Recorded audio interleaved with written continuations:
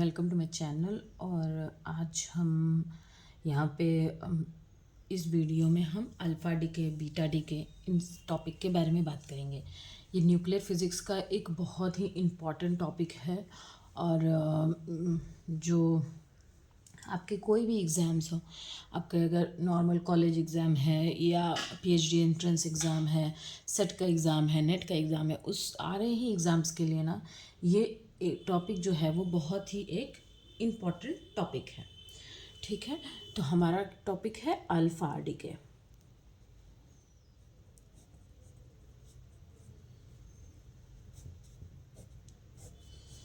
ठीक है, alpha decay देखो, अल्फ़ा डीके सबसे पहले तो हमें ये जानना होगा कि अल्फ़ा डीके में अल्फ़ा क्या है। अल्फ़ा जो है वो एक पार्टिकल है। ये तो मैंने बोल दिया कि अल्फ़ा जो है वो क्या है, वो एक पार्टिकल है।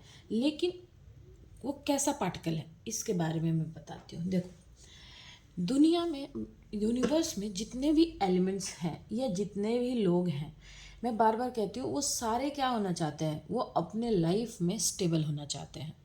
वैसे हमारे जैसे मैं भी हूँ, आप हो, कोई भी है इस पूरे यूनिवर्स में, वो अपने लाइफ में क्या होना चाहता है, वो चाहता है कि वो अपने लाइफ में स्टेबल हो जाए, है ना। हम भी बोलते हैं ना, अरे जॉब लग जाएगी ना, उसके बाद मेरी लाइफ में स्टेबिलिटी आ जाएगी, मतलब इस टाइप की चीज़ें होती है ना। वैसे ही हमारे पार्टिकल्स हैं। तो पार्टिकल्स भी क्या होना चाहते हैं, जो एलिमेंट्री पार्टिकल्स हैं वो सारे जो इस यूनिवर्स में, वो क्या होना चाहते हैं, वो सारे के सारे स्टेबल होना चाहते हैं। तो जो स्मॉल पार्टिकल्स हैं वो तो स्टेबल हैं।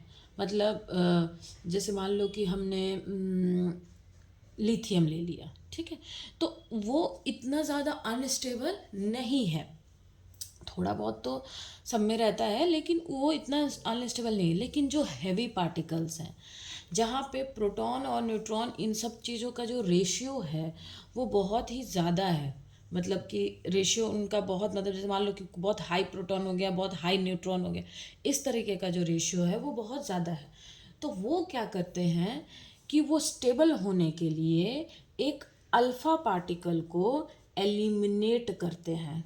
ठीक है, एलिमिनेट करते हैं अल्फ़ा पार्टिकल को, ताकि वो क्या हो जाए, स्टेबल हो जाए। तो अल्फ़ा पार्टिकल में वो क्या एलिमिनेट करते हैं, 4He2। इस चीज़ को हम बोलते हैं अल्फ़ा पार्टिकल। ठीक है, 4He2, ये जो एक पार्टिकल वो एलिमिनेट करते हैं, मतलब एक ऐसा पार्टिकल जिसमें क्या है, 2 प्रोटॉन है और 2 न्यूट्रॉन है। ठीक है, वो एक ऐसे पार्टिकल एलिमिनेट करते हैं जो 2 न्यूट्रॉन और 2 प्रोटॉन से मिल करके बना है। ठीक है, तो एक मान लो कि पार्टिकल है, वो थोड़ा अनस्टेबल था क्योंकि उसमें प्रोटॉन न्यूट्रॉन का जो रेशियो है वो थोड़ा ज़्यादा था। तो उन्होंने क्या किया, 2 प्रोटॉन और 2 न्यूट्रॉन का एक, मतलब अपने से अलग कर दिया, मतलब एलिमिनेट कर दिया। तो हो सकता है कि वो थोड़ा सा स्टेबल हो जाए। ठीक है, तो ये है अल्फा पार्टिकल, इसी को हम बोलते हैं अल्फा पार्टिकल। ठीक है, अब देखो होता क्या है कि जो अल्फा पार्टिकल है, हाँ, ये जब न्यूक्लियस के अंदर रहता है, ठीक है, तो न्यूक्लियस के अंदर जो हमारा, मतलब न्यूक्लियस के अंदर जो बाकी न्यूक्लियॉन्स हैं, उनके साथ क्या होता है, इसके बीच में रिपल्शन होगा। मतलब जैसे कि प्रोटॉन है तो प्रोटॉन प्रोटॉन का रिपल्शन होगा। ठीक है, इस तरीके से इनका क्या होता है, ये मतलब इनमें रिपल्शन होता है। और ये जो अल्फा पार्टिकल है, ये और हमको तो ये पता है कि जो न्यूक्लियर फोर्स है वो एक शॉर्ट रेंज फोर्स है। तो हम ये मान लेते हैं, मतलब ऐसा हम सपोज करते हैं कि न्यूक्लियस के अंदर एक बाउंड स्टेट है। कैसा बाउंड स्टेट है वो, है, ठीक है, न्यूक्लियस के अंदर एक हमारा बाउंड स्टेट है जिसको हम पोटेंशियल वेल बोलते हैं। क्या बोलते हैं, पोटेंशियल वेल। पोटेंशियल वेल जो किससे मिलके बना है, पोटेंशियल वेल विच इज, जो किससे किससे मिलके बना है, स्ट्रॉन्ग शॉर्ट रेंज्ड फोर्स। ठीक है, short range nuclear force. Clear? जो अल्फा पार्टिकल है वो एक वो क्या होता है, वो बाउंड होता है न्यूक्लियस के अंदर, अल्फा पार्टिकल बाउंड होता है। तो जैसे मान लो कि हम बोल लें कि एक अल्फा पार्टिकल बाउंड होने का क्या मतलब, मान लो ये हमारा न्यूक्लियस है, ठीक है, तो इसके अंदर ये जो पोर्शन है ये एक कैसा है, एक पोटेंशियल वेल के जैसा। पोटेंशियल वेल के जैसा मतलब मान लो कि इस टाइप का, ठीक है, इस टाइप का एक पोटेंशियल वेल है। ये किस चीज़ से बना हुआ है, strong short range nuclear force. तो न्यूक्लियर फोर्स शॉर्ट रेंज होता है, तो जो न्यूक्लियर फोर्स है ये उससे बन के ये बना हुआ है। अब हमारा जो अल्फा पार्टिकल है, ठीक है, देखो जैसे मान लो ये हमारा वेल था ऐसे, ठीक है, यहाँ पे हमारा अल्फा पार्टिकल है, यहाँ पे छोड़ लो कि यहाँ पे अल्फा पार्टिकल है, ठीक है। इस वेल की जो एनर्जी है वो मान लो कि 20 मेगा इलेक्ट्रॉन वोल्ट है। ये 15 to 20 के आसपास रहता है मेगा इलेक्ट्रॉन वोल्ट। ये जो पोटेंशियल वेल है इसका जो हमारा एनर्जी है, और इसमें हमारा जो क्या है, अल्फा पार्टिकल है। अल्फा पार्टिकल की जो एनर्जी रहती है वो कम से कम आपका कितना रहती है, 4 to 5 मेगा इलेक्ट्रॉन वोल्ट, ठीक है। अब इस जो कुएं में वो बंद है, जिस रूम में वो बंद है, या आप मान लो कि मैं रूम का एग्जांपल ले लेती हूँ, मान लो कि वो जो न्यूक्लियस के अंदर जो ये पोटेंशियल वेल है वो एक हमारा रूम है, तो रूम का एनर्जी जो है वो कितना है, 20 मेगा इलेक्ट्रॉन वोल्ट। मान लो ये 15 to 20 रहता है, तो आप सोचो कि 20 मेगा इलेक्ट्रॉन वोल्ट है। और अल्फा पार्टिकल जो उसके अंदर है वो क्या है, 4 to 5 है। अब क्या है कि ये अल्फा पार्टिकल तो इसके अंदर है, इसके अंदर और भी बहुत सारे न्यूक्लियॉन्स हैं। न्यूक्लियस मतलब प्रोटॉन, न्यूट्रॉन, इन सब के में ना क्या हो रहा है, रिपल्शन हो रहा है अल्फा पार्टिकल का इनसे। मतलब ये जो मान लो एक पार्टिकल यहाँ है, ये मान लो एक प्रोटॉन है, ये हमारा अल्फा पार्टिकल है, तो अब इनमें रिपल्शन हो रहा है। रिपल्शन की वजह से क्या होगा ना कि बार बार ये जो वॉल है, बाउंड्री वॉल है, हम जिसको न्यूक्लियस वॉल बोलते हैं, न्यूक्लियस का वॉल, उसको क्या करेगा ना, ये बार बार हिट करेगा। क्यों? क्योंकि इसका दूसरे पार्टिकल्स के साथ रिपल्शन हो रहा है। मान लो कि जैसे ये हमारा वॉल का बाउंड्री है, ये हमारा पार्टिकल है और ये एक दूसरा पार्टिकल है। अब ये इससे दूर जाना चाहता है, ये हमारा एक प्रोटॉन है, ये वॉल का बाउंड्री है और ये पार्टिकल है, ये इससे दूर जाना चाहता है, तो वो क्या करेगा, इधर ऐसे ऐसे मतलब ऐसे भागेगा। जब ये भागेगा तो वो क्या करेगा, इस वॉल को हिट करेगा। तो जब वो बार बार उसको हिट करता है, ठीक है, तो क्या होगा कि एक ऐसा टाइम आएगा, जब हिट करते करते एक ऐसा टाइम आएगा जब वो इस वॉल को क्या कर जाएगा, पार कर जाएगा।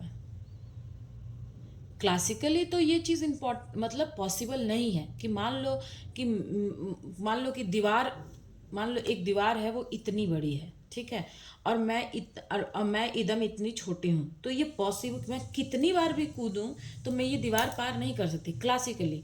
पर क्वांटम मैकेनिक्स में एक होता है ट्यूलिंग इफेक्ट।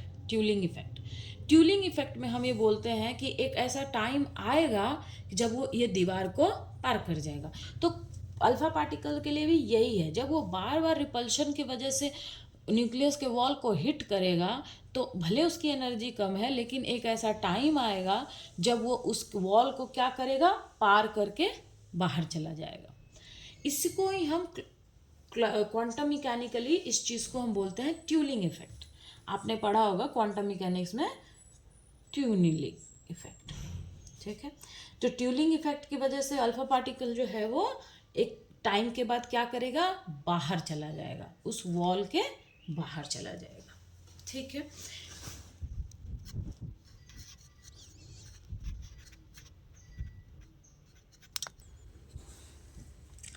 अब देखो इसका ग्राफ जो है ना वो इस टाइप का रहता है, मैं यहाँ पे थोड़ा बता देती हूँ,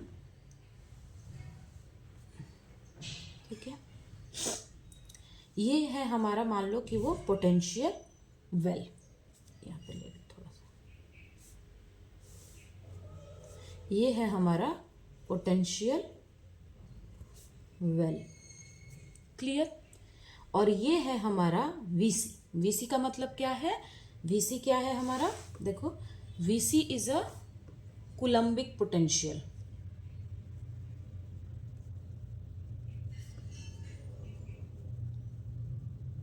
potential at radius R. Radius किस चीज का रेडियस? न्यूक्लियस का रेडियस है ये, ठीक है, न्यूक्लियस रेडियस, ठीक है। मतलब मान लो कि न्यूक्लियस का जो रेडियस आर है उस पे क्या है, ये कूलम्बिक पोटेंशियल, मतलब ये पोटेंशियल है हमारा, और इसकी वैल्यू कितनी होती है, Vc इज इक्वल्स टू होता है 2z(z-2)(e²/4πε0 r, या फिर आप इसको कैपिटल आर ऐसे बोल दो, ठीक है। तो Vc की वैल्यू मतलब कि पोटेंशियल वेल में हमारा कूलम्बिक पोटेंशियल इतना है। अब क्या है देखो, ये है हमारा अल्फा पार्टिकल का मान लो रेंज है, ठीक है, अल्फा पार्टिकल। तो ये क्या करेगा, ये ऐसे आएगा, ठीक है, और मैंने क्या बोला कि ये बार बार हिट करने की वजह से, ये मान लो हमारी एनर्जी ई है, मान लो अल्फा पार्टिकल की एनर्जी है ये, मान लो 5 इलेक्ट्रॉन मेगा इलेक्ट्रॉन वोल्ट। ये क्या करेगा, बार बार इसको हिट करेगा, और एक ऐसा टाइम आएगा जब ये यहां से ऐसे, और फिर ये अपना इसमें मिल जाएगा। अब देखो इसमें ये जो पॉइंट है ना, इसको हम बोलते हैं आर डैश।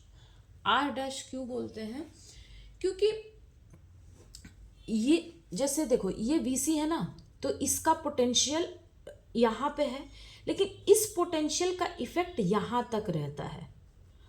जो ये जो रीजन है ना, ये पूरे रीजन में ना इस कूलम्बिक पोटेंशियल का पूरा रीजन में इफेक्ट रहता है।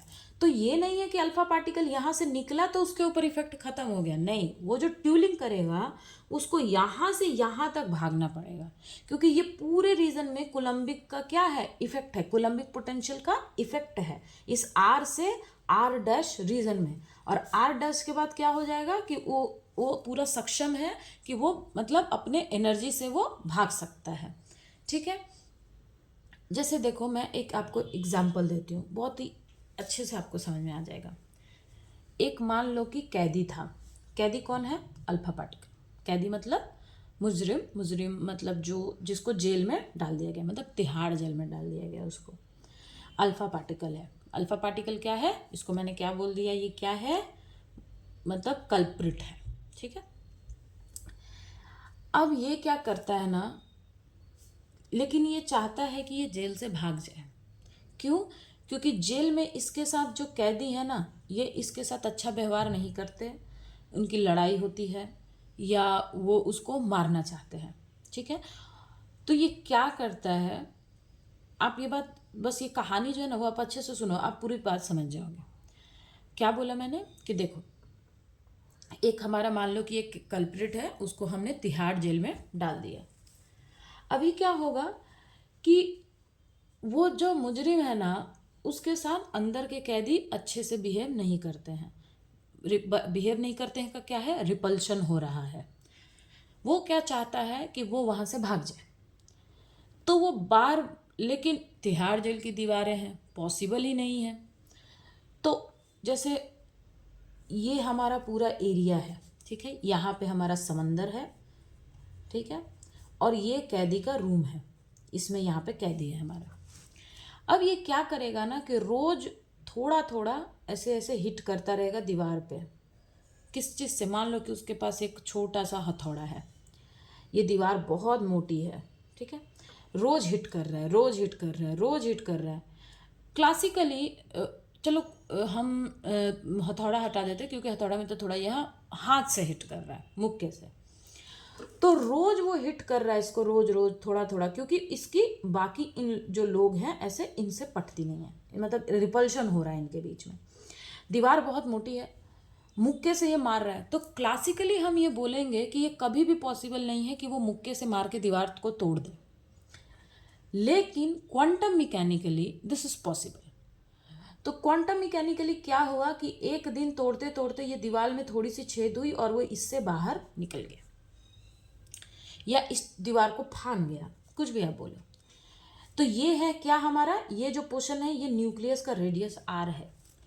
लेकिन जब ये भागेगा तो ये पूरा तो तिहाड़ जेल का एरिया है ना, तो पुलिस तो उसको कहीं भी पकड़ सकती है, मतलब यहाँ पे पूरे यहाँ से यहाँ तक तो वो एरिया है ना, कि अगर वो भाग रहा है तो उसके पकड़े जाने का चांस है यहाँ पे, मतलब यहाँ पे पकड़े जाने का चांस नहीं है, मतलब कि पुलिस का नज़र तो यहाँ तक रहेगा ना, जो वहाँ पे वार्ड है या जो जेलर है वो तो इधर भी अगर वो जाता है तो यानी उसको सिर्फ ये दीवार को नहीं फाड़ना, उसको ये एरिया को भी पार करना है। वो एरिया को पार करके यहाँ पे आएगा समंदर के पास और बोट में बैठ गया तो इसका मतलब है कि अब वो फ्री है, अब उसको कोई पुलिस वाला नहीं पकड़ सकता। लेकिन उसको सिर्फ दीवार ही नहीं फाड़ना, उसको तो ये एरिया भी क्रॉस करना है। वैसे ही सेम अब इसके बाद ये क्रॉस करके समंदर के पास आ गया, उसके बाद वो बोट में बैठ के भागे, है ना। आपने बहुत सारे हॉलीवुड की फिल्मों में भी देखा होगा कि वो कैदी भागते हैं तो फिर, लेकिन उसको पूरा यहाँ तक कवर करना पड़ेगा। क्लियर है, उसको पूरा यहाँ तक भागना पड़ेगा। सेम वैसे ही जब अल्फा पार्टिकल इस पोटेंशियल वेल के इस मतलब यहाँ से निकलेगा तो उसको यहाँ से यहाँ तक कवर करना पड़ेगा। क्यों? क्योंकि ये रीजन में कोलम्बिक पोटेंशियल का इफेक्ट रहता है, तो उसको ये पूरा कवर करना पड़ेगा। जब वो यहाँ आ गया यानी समंदर में के पास आ गया, यहाँ से बोट पे चढ़ के वो आसानी से चला जाएगा। तो वैसे यहाँ से ये इसके पास ये पूरा सक्षम है कि अब वो ये मूव कर सकता है। तो यही है हमारा अल्फा पार्टिकल का, कि मतलब अल्फा पार्टिकल, ये मैंने बताया कि अल्फा पार्टिकल जो है वो कैसे न्यूक्लियस से बाहर निकलता है। ठीक है, ये चीज़ आप समझ गए हो ना कि अल्फा पार्टिकल जो है वो कैसे मतलब वहाँ से बाहर निकलता है। ठीक है, तो मैं यहाँ पे लिख देती हूँ थोड़ा सा। वीसी के बारे में तो मैंने लिख दिया, आर डैश और आर क्या है, R to R dash.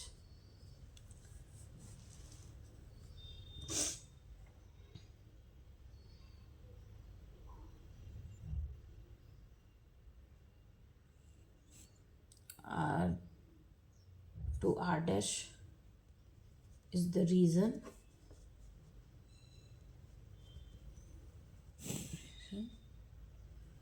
which provide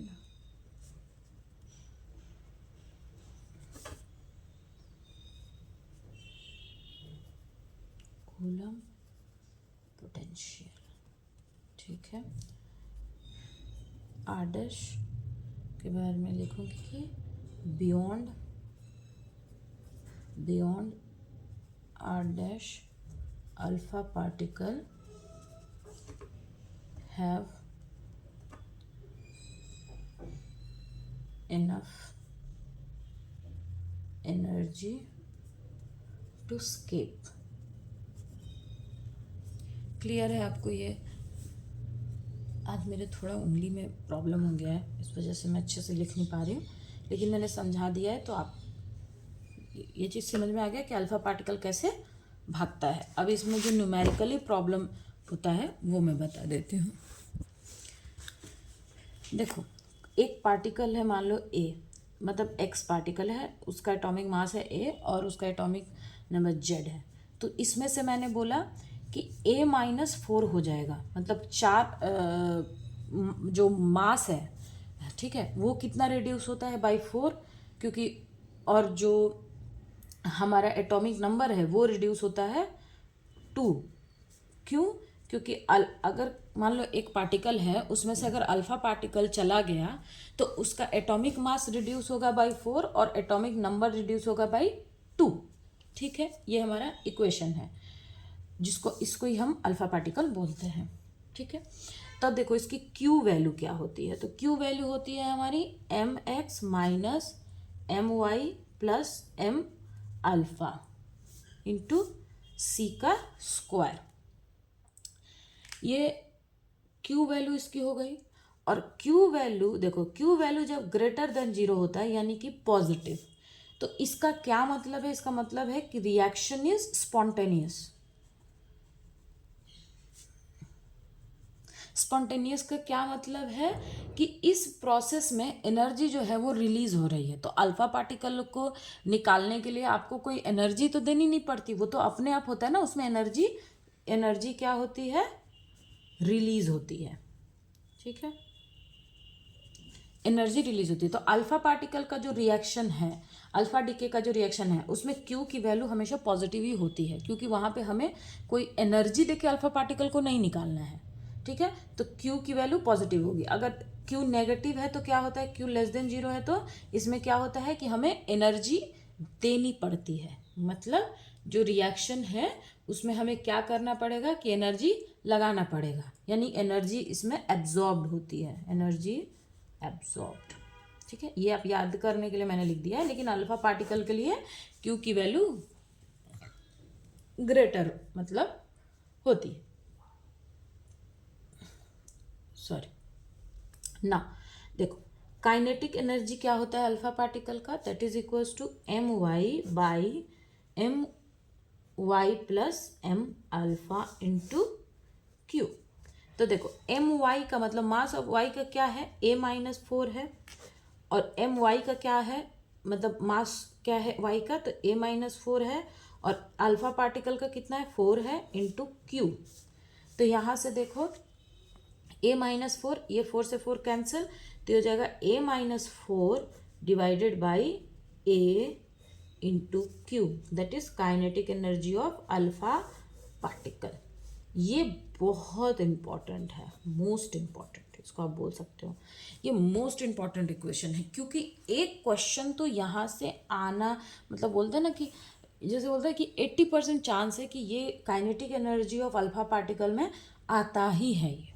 ठीक है, मतलब जो अल्फा पार्टिकल यहाँ पे निकलता है उसकी काइनेटिक एनर्जी कितनी होती है वो आपको यहाँ पे पता होना चाहिए। तो क्वेश्चन में क्या क्यू वैल्यू हमको दे देता है, यहाँ पे c² होगा।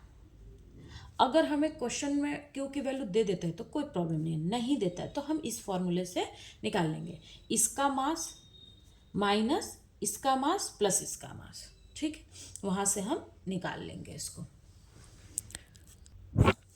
अब देखो, अब हमारे पास एक और इसमें से एक क्वेश्चन जो आता है कि selection rule of alpha particle. देखो सिलेक्शन रूल में ना ऐसे तो इसमें दो रहता है, एक होता है एंगुलर मोमेंटम और एक होता है पैरिटी। हम इसमें दो चीज़ें देखते हैं कि एंगुलर मोमेंटम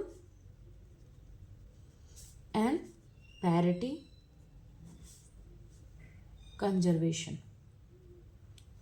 ऐसे तो मान लो कि अल्फा पार्टिकल का डिके होने के लिए उसमें एनर्जी कंजर्व होना चाहिए, लीनियर मोमेंटम कंजर्व होना चाहिए, ठीक है। लेकिन जो मेन हमारा क्वेश्चन जहाँ से आता है, हाँ, या ये चीज़ वहाँ पे एंगुलर मोमेंटम और पैरिटिक कंजर्वेशन के ऊपर ही वो रहता है। देखो जो अल्फा पार्टिकल होता है ना उसका स्पिन क्या होता है, spin off alpha particle is 0, spin off alpha particle is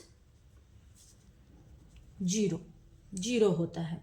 तो इसका जो टोटल मोमेंटम होता है, जो टोटल हम एंगुलर मोमेंटम बोलते हैं, वो क्या होता है जो अल्फा पार्टिकल कैरी करेगा डीके प्रोसेस में, वो टोटल क्या होता है, वो टोटल ऑर्बिटल मतलब उसके अंदर टोटल ऑर्बिटल कैरेक्टर होता है। ठीक है, जो कि स्पिन हमारा 0 है, जो कि हमारा स्पिन 0 है, सो टोटल एंगुलर मोमेंटम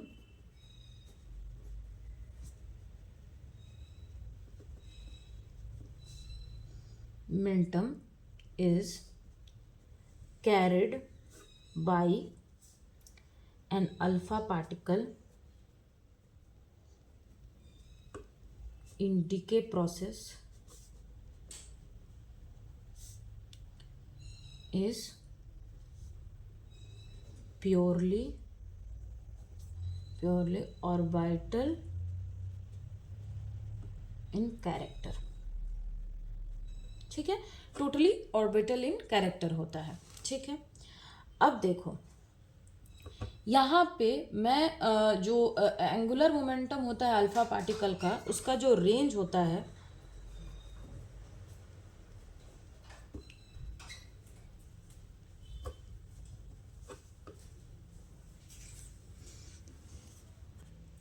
देखो एंगुलर मोमेंटम जो होता है उसका रेंज क्या होता है, angular momentum of alpha particle, मेरे उंगली में ना थोड़ा चोट लग गया, तो आप लोग ये मतलब जो मैं बोल रही हूँ ना मैं उतना लिख नहीं पा रही हूँ, तो आप मतलब नोट्स अच्छे से आप बना लेना, ठीक है, मैं लिखता नहीं पा रही हूँ। Angular momentum of alpha particle जो होता है उसका जो रेंज होता है,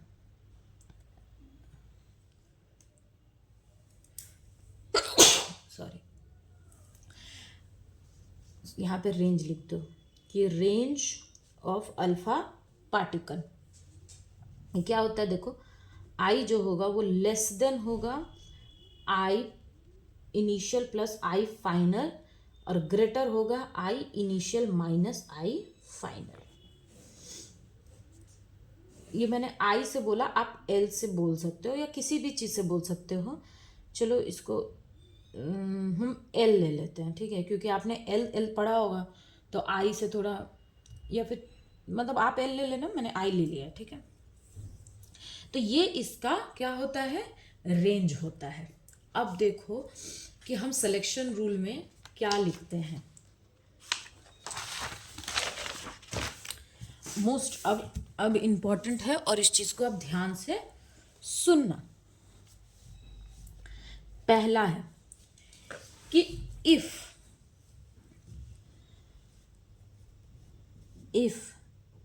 parity is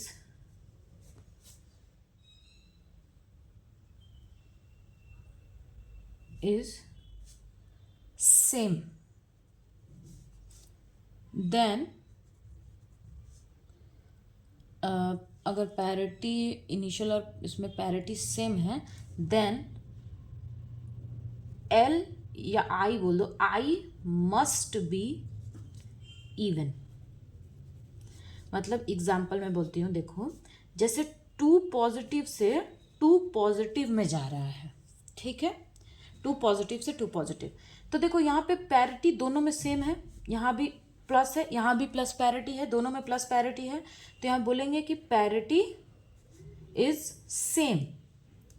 तो पैरिटी सेम है तो क्या इसमें किसके लिए अलाउड होगा, जिसका एंगुलर मोमेंटम इवन होगा। जैसे यहाँ पे एंगुलर मोमेंटम आई की वैल्यू कितनी हो जाएगी, लेस होगी किससे, 2 + 2 से, और ग्रेटर होगी 2 - 2 से। मतलब आई की टोटल वैल्यू कितनी हो जाएगी, आई की टोटल वैल्यू हो जाएगी 0 1 2, I is less than 4 and greater than 0, मतलब 0 1 2 3 4, मतलब ग्रेटर देन इक्वल टू होता है ये, ठीक है। यहाँ भी इक्वल्स टू लगा लो आप, यहाँ भी greater than equals to, less than equals to. तो आई की वैल्यू, तो इसमें तो जो कि पैरिटी सेम है तो इसमें किसके लिए अलाउ होगा, आई मतलब किसके किसके लिए एंगुलर मोमेंटम, किस एंगुलर मोमेंटम के लिए ये रिएक्शन अलाउ होगा, this reaction is allowed for angular momentum, for even angular momentum, even value of angular momentum. मतलब I इक्वल्स टू 0 2 एंड 4 के लिए ये रिएक्शन हमारा अलाउड होगा। सेकंड देखो कि if parity is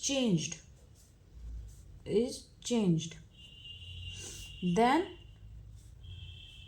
I must be odd. अगर पैरिटी चेंज है तो I ऑड होगा। कैसे, अगर 2 नेगेटिव से 2 पॉजिटिव में जाता है तो I की वैल्यू किसके लिए ये अलाउड होगा, I इक्वल्स टू 1 एंड 3 के लिए क्या होगा, ये अलाउड होगा। क्लियर, यहाँ पे ये पैरिटी इज डिफरेंट। क्लियर है, ये क्लियर हो गया कि किसके लिए होता है, ठीक है, कि I और 1 और 3 के लिए अलाउ होगा। मतलब आई की मतलब एंगुलर मोमेंटम की वैल्यू इवन कब होगी, जब पैरिटी सेम होगा, और एंगुलर मोमेंटम की वैल्यू ऑड कब होगी, जब पैरिटी एंगुलर मोमेंटम की वैल्यू जो होगी वो ऑड कब होगी, जब पैरिटी डिफरेंट होगा। ये तक क्लियर हो गया। अब इसमें एक और जैसे क्वेश्चन आ जाता है, जैसे कि मान लो कि 0 पॉजिटिव से 3 पॉजिटिव है, ठीक है, तो अब क्वेश्चन में पूछेगा कि ये रिएक्शन अलाउ है कि नहीं। तो यहाँ पे I की वैल्यू क्या हो जाएगी, I की वैल्यू हमारी 3 0 - 3, क्योंकि मॉड में हम लेते हैं तो 3 है, प्लस 0 प्लस 3 3 है, 0 माइनस 3 मॉड है तो 3 ही होगा, लेस देन इक्वल्स टू 3, मतलब यहाँ पे आई की वैल्यू कितनी है, 3 है। लेकिन देखो यहाँ पे पैरिटी क्या है, पैरिटी हमारा सेम है। तो मैंने क्या बोला था कि पैरिटी सेम होने के लिए, अगर पैरिटी सेम है तो आई की वैल्यू मतलब एंगुलर मोमेंटम की वैल्यू क्या होगी, आई हमारा क्या है, एंगुलर मोमेंटम है, ये आपको याद ध्यान रखना। तो जब भी मैं आई बोल रही हूँ यानी एंगुलर मोमेंटम, तो एंगुलर मोमेंटम की वैल्यू क्या होनी चाहिए थी, इवन होनी चाहिए थी, लेकिन ये आई इक्वल्स टू 3 मतलब ऑड है, तो ये ऑड है और पैरिटी क्या है, सेम है, सेम, तो ये रिएक्शन क्या हो जाएगा, फॉरबिडन हो जाएगा, मतलब ये रिएक्शन अलाउड नहीं है। और यहाँ पे एग्जाम्पल में लिख रही हूँ, और अगर सेकेंड एग्जाम्पल देखो, सेकेंड एग्जाम्पल में अगर यही नेगेटिव होता, ठीक है, और आई की वैल्यू कितनी हो जाए, 3, ऑड है, तो ये क्या हो जाएगा, अलाउड हो जाएगा, ठीक है। तो ये चीज़ जीरो के केस में भी मैंने एक एग्जांपल लेके बता दिया, इसमें भी मैंने बता दिया कि किस तरीके से selection rule of alpha particle कैसे काम करता है। यहाँ पे एंगुलर मोमेंटम के साथ साथ आपका पैरिटी भी कंजर्व होना चाहिए, मतलब एंगुलर मोमेंट पैरिटी कंजर्वेशन के ऊपर एंगुलर मोमेंटम डिपेंड करता है। तो ये मैंने आपको पूरा डिटेल में समझा दिया है कि कैसे ये रिएक्शन जो है वो मतलब ये सिलेक्शन रूल अल्फा पार्टिकल का काम करता है। ये आपको क्लियर हो गया कि रिएक्शन कब अलाउड होगा, कब अलाउड नहीं होगा। ओके, ठीक है।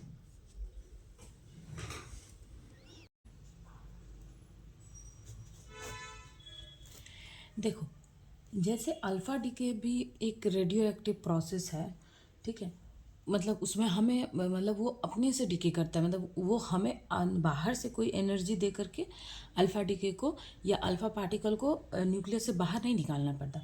उसी तरीके से एक और रेडियो एक्टिव प्रोसेस है, रेडियो एक्टिव प्रोसेस, ठीक है, जिसको हम बोलते हैं बीटा डीके, ठीक है। बीटा डीके ये क्या है, एक रेडियो एक्टिव प्रोसेस है। Beta DK is a radioactive process in which nucleus emits an electron or positron।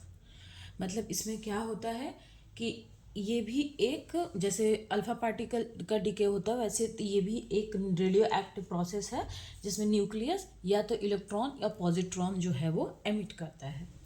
अब इसके बारे में देखो क्या होता है कि इसमें जैसे वहाँ पे क्या हो रहा था कि एटॉमिक नंबर मतलब atomic number and atomic mass number दोनों चेंज हो रहा था।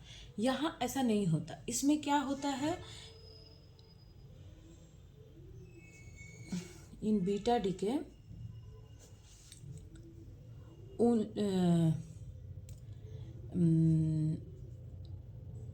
in beta decay A remains same, only change in Z मतलब एटॉमिक नंबर में चेंज होता है। इसमें देखो होता क्या है कि जो न्यूक्लियस है ना, मान लो कि जो न्यूक्लियस है या कोई भी ऐसा एक एटम है या आप न्यूक्लियस बोल सकते हो, वहाँ पे क्या होता है कि जैसे बहुत सारे न्यूक्लियाई जो है ना वो अनस्टेबल रहते हैं। तो अल्फा पार्टिकल वाला में भी यही हो रहा था कि बहुत सारे न्यूक्लियस जो होते हैं वो अनस्टेबल रहते हैं। वैसे सेम बीटा डीके के उस केस में भी बहुत सारे न्यूक्लियाई जो होते हैं वो अनस्टेबल रहते हैं।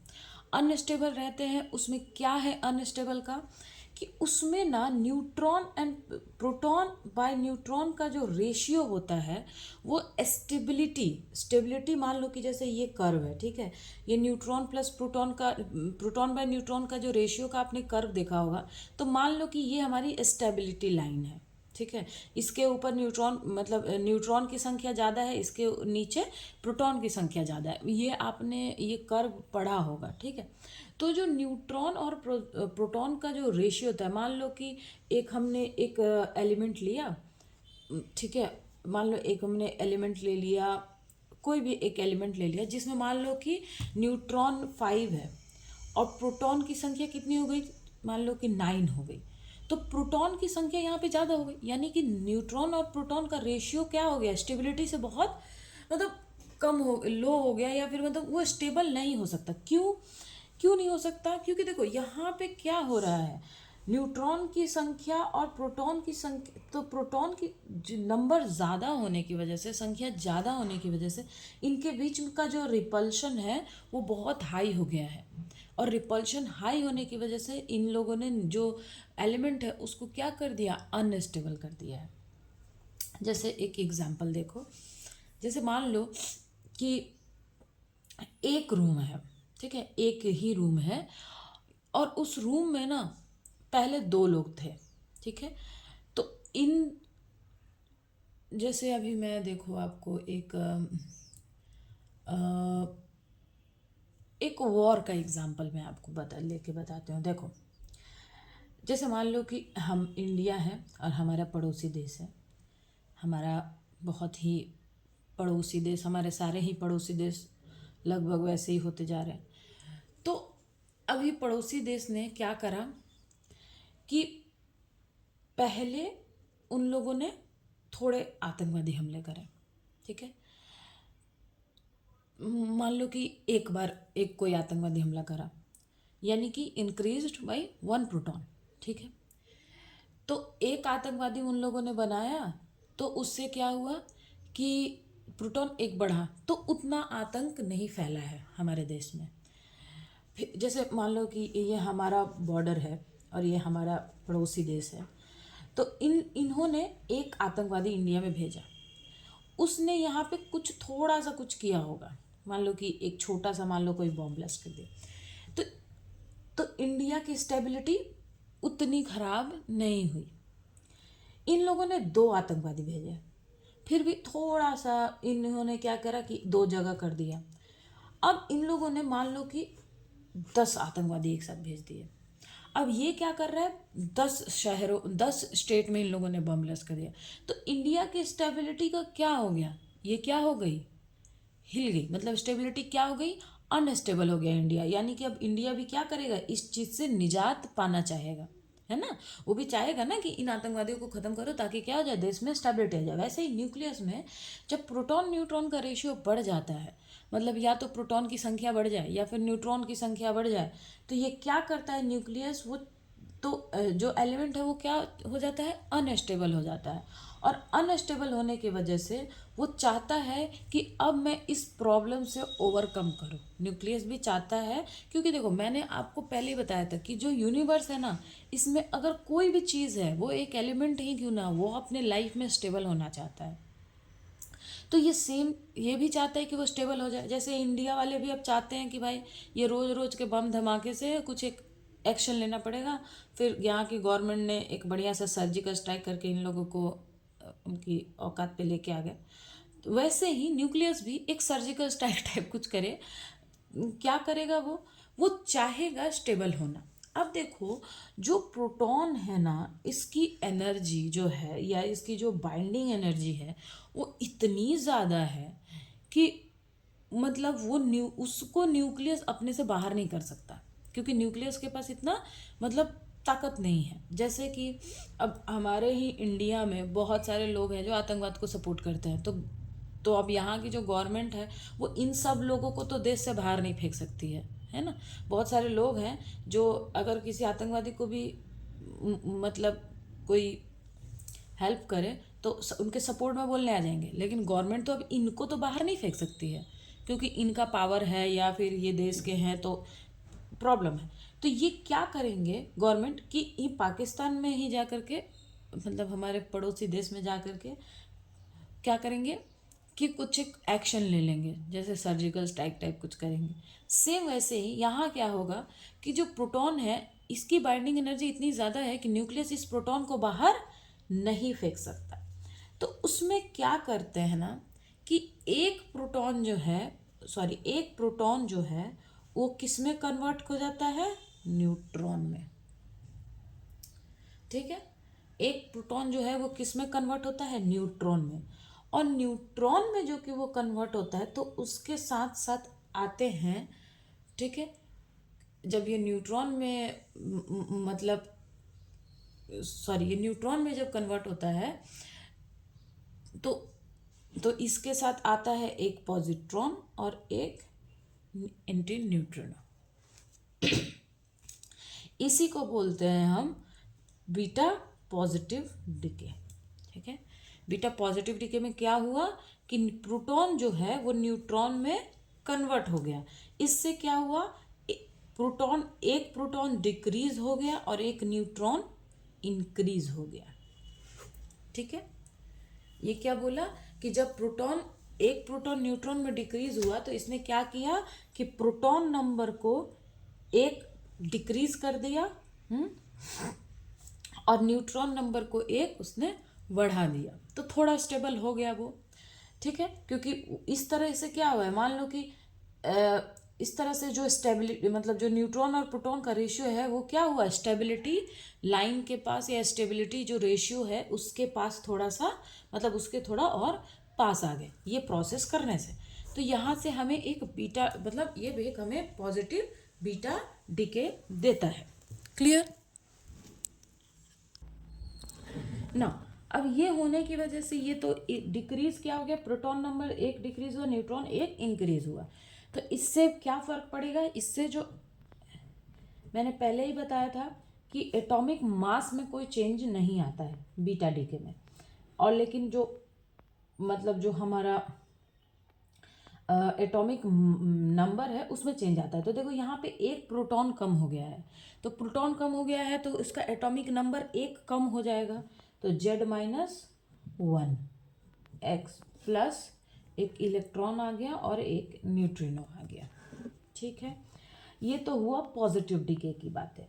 नेगेटिव डीके में, अच्छा नेगेटिव डीके की बात करेंगे, पहले इस वाले इक्वेशन का बारे में और मैं डिटेल में बता देती हूँ। ठीक है, अब देखो यहाँ पे ये जो रिएक्शन है ना इसमें हमें ये समझना पड़ेगा कि ये इलेक्ट्रॉन तो एक पॉजिट्रॉन तो आ रहा है, ठीक है, लेकिन ये मतलब जब प्रोटॉन जो है वो न्यूट्रॉन में कन्वर्ट हो रहा है तो एक पॉजिट्रॉन और एक एंटी न्यूट्रिनो क्यों आ रहा है। ठीक है, मतलब ये तो था कि चलो भाई रिएक्शन हुआ, प्रोटॉन जो है वो न्यूट्रॉन में कन्वर्ट हो गया, सारी चीज़ें। देखो ये जो हमारा रिएक्शन है ना, ये जो हमारा रिएक्शन है ये टू बॉडी रिएक्शन था, मतलब कि प्रोटॉन जो है वो न्यूट्रॉन में कन्वर्ट हो रहा था, उसके साथ एक इलेक्ट्रॉन भी आ रहा था। क्यों आ रहा था, क्योंकि देखो प्रोटॉन जो है वो पॉजिटिव चार्ज है, न्यूट्रॉन जो है उसमें कोई चार्ज नहीं है, तो ये चार्ज बैलेंस करने के लिए ये एक इलेक्ट्रॉन आएगा, मतलब इसको पॉजिट्रॉन आएगा, तो इससे इसका चार्ज बैलेंस हो गया। लेकिन ये जो रिएक्शन है ना ये कंप्लीट नहीं है। कंप्लीट इसलिए नहीं है क्योंकि ये जो रिएक्शन है ये हमारा एनर्जी कंजर्वेशन को फॉलो नहीं कर रहा है। ठीक है, एनर्जी कंजर्वेशन को फॉलो क्यों नहीं कर रहा है, क्योंकि ये जो रिएक्शन है ना ये रिएक्शन हमें देगा एक डिस्क्रीट, या फिर आप इसको बोल सकते हो उसको क्या बोलते हैं, डिस्क्रीट नहीं, उसको क्या बोलते हैं, हाँ डिस्क्रीट बोल दो। डिस्क्रीट को एक और टर्म है उसको डिफाइन करने के लिए,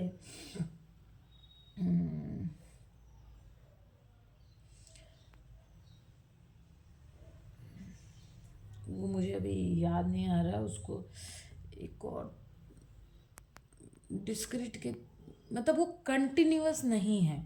ठीक है,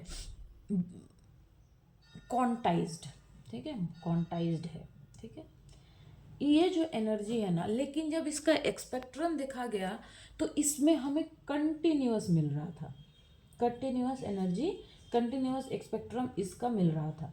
ये जो रिएक्शन है ये हमें क्वांटाइज्ड ही एनर्जी देगा, लेकिन जब इसका एक्सपेक्ट्रम नोटिस किया गया तो वो कंटिन्यूअस एक्सपेक्ट्रम था। तो ये जो इक्वेशन है ना ये एनर्जी कंजर्वेशन को फॉलो नहीं करता है। दूसरा क्या है कि देखो ये प्रोटॉन जो है और न्यूट्रॉन जो है ये एक लेप्टॉन नहीं है। आपने जब पार्टिकल्स के बारे में पढ़ा होगा तो प्रोटॉन और न्यूट्रॉन जो है ना ये न्यूक्लियॉन्स है, ये मतलब आपका लेप्टॉन्स नहीं है। पर इलेक्ट्रॉन जो है वो मतलब पॉजिट्रॉन जो है ये एक न्यूट्रॉन है, सॉरी लेप्टॉन है। तो लेप्टॉन नंबर भी इस इक्वेशन का बैलेंस नहीं है, एनर्जी कंजर्व भी नहीं है, लेप्टॉन नंबर भी कंजर्व्ड इसका नहीं है। तो तो इन चीज़ों को बैलेंस्ड करने के लिए, इन चीज़ों को इस इक्वेशन में, मान लो कि ये इक्वेशन को कंटिन्यूअस एनर्जी स्पेक्ट्रम देने के लिए, इसमें लेप्टॉन नंबर को कंजर्व करने के लिए हम यहाँ पे क्या करेंगे, एक एंटी न्यूट्रिनो को ऐड करेंगे, जैसे यहाँ पे इक्वेशन में आया है। तो ये क्यों आया है, ताकि ये हमारे मतलब इस इक्वेशन को क्या करे, बैलेंस कर दे। बैलेंस करने का मतलब क्या है कि इसको, इसका एनर्जी को क्या करे, कंजर्व्ड कर दे, ठीक है। दूसरा क्या करे, ये इसके लेप्टॉन नंबर्स को क्या करे, कंजर्व्ड कर दे, है ना। तो इस तरीके से ये एंटी न्यूट्रिनो को हम यहाँ पे ऐड करेंगे। इसी चीज़ को हम बोलते हैं न्यूट्रिनो हाइपोथेसिस, न्यूट्रिनो, ठीक है। स्पेलिंग मैंने गलत लिख दिया है, न्यूट्रिनो हाइपोथेसिस, ठीक है। ये आपने पढ़ा होगा न्यूट्रिनो हाइपोथेसिस के बारे में, इसी को बोलते हैं हम। क्या है ये, मैं फिर से एक बार बोलती हूँ, जो हमारा ये जो बीटा डीके का जो रिएक्शन है ना, हाँ, इसमें एनर्जी जो है वो कंटिन्यूअस स्पेक्ट्रम दे रहा था, लेकिन जब सिर्फ पॉजिट्रॉन था तो ये क्वांटाइज्ड दे रहा था। जैसे कि देखो इसमें से जैसे प्रोटॉन जो है वो एक ही मतलब एक जिसका जो मास है वो न्यूट्रॉन से कम है ना। तो ये एक मैसिव पार्टिकल, मतलब कि एक लोअर पार्टिकल से मैसिव पार्टिकल में कन्वर्ट हुआ है, तो वहाँ से एक हमारे पास पॉजिट्रॉन आया है। तो इसी चीज़ को, इसको मतलब इस रिएक्शन को अलाउड करने के लिए, या ये इस रिएक्शन में मतलब कंजर्व्ड करने के लिए, एनर्जी कंजर्वेशन के लिए, क्या बोलते हैं, लेप्टॉन नंबर को बैलेंस करने के लिए हम यहाँ पे एक एंटी न्यूट्रिनो को क्या करेंगे, ऐड करेंगे, ठीक है।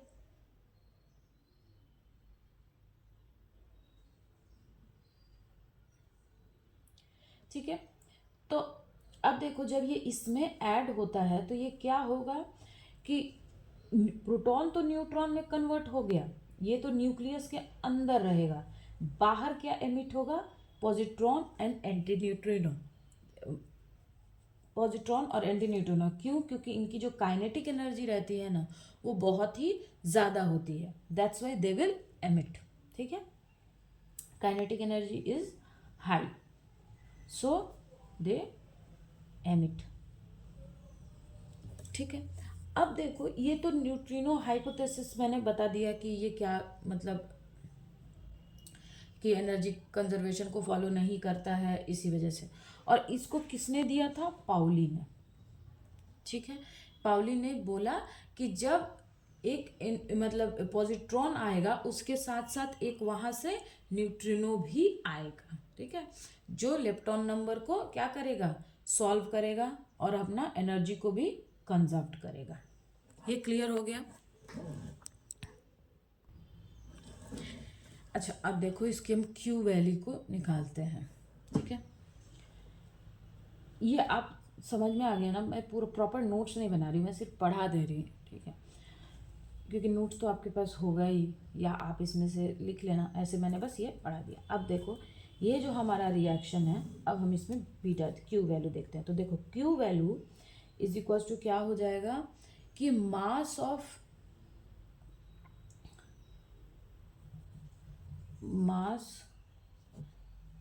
ऐसे लिखते तो mass of proton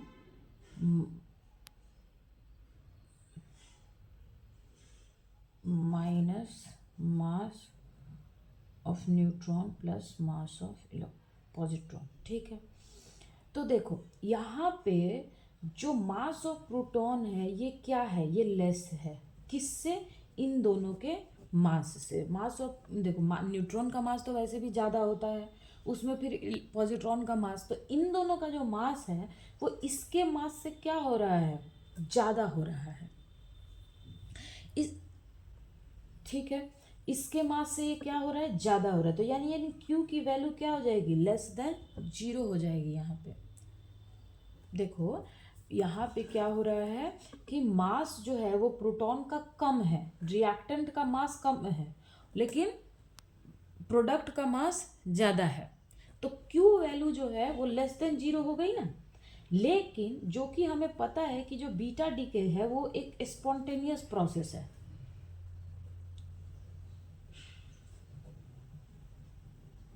beta decay is a spontaneous process, और for spontaneous process Q should be greater than 0। ये मैंने आपको पिछले अल्फा डीके में भी बताया था कि स्पॉन्टेनियस प्रोसेस में हमें बाहर से कोई एनर्जी नहीं लगानी पड़ती, ठीक है, वहाँ पे एनर्जी एब्जॉर्ब नहीं होती, वहाँ पे एनर्जी रिलीज होती है। तो बीटा डीके भी एक स्पॉन्टेनियस प्रोसेस है, इसमें हम थोड़ी एनर्जी दे रहे हैं कि प्रोटॉन न्यूट्रॉन में कन्वर्ट हो जाए, हम थोड़ी दे रहे हैं, वो तो अपने आप अंदर न्यूक्लियस में हो रहा है, तो वो एक स्पॉन्टेनियस प्रोसेस है, तो वहाँ Q ग्रेटर देन 0 होना चाहिए था। लेकिन यहाँ पे क्या हो रहा है कि Q जो है वो हमारा लेस देन 0 आ रहा है, तो हम ये बोलेंगे कि इसी वजह से दिस प्रोसेस इज, और दिस रिएक्शन, इसको आप रिएक्शन भी बोल दो, कि this reaction is only possible inside the nucleus, it is not possible in free space।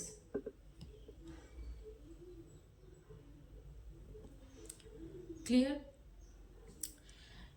ये जो रिएक्शन है ना, ये वाला रिएक्शन, ये रिएक्शन, ये फ्री स्पेस में पॉसिबल नहीं है, ये सिर्फ और सिर्फ पॉसिबल है किसके अंदर, न्यूक्लियस के अंदर। क्यों?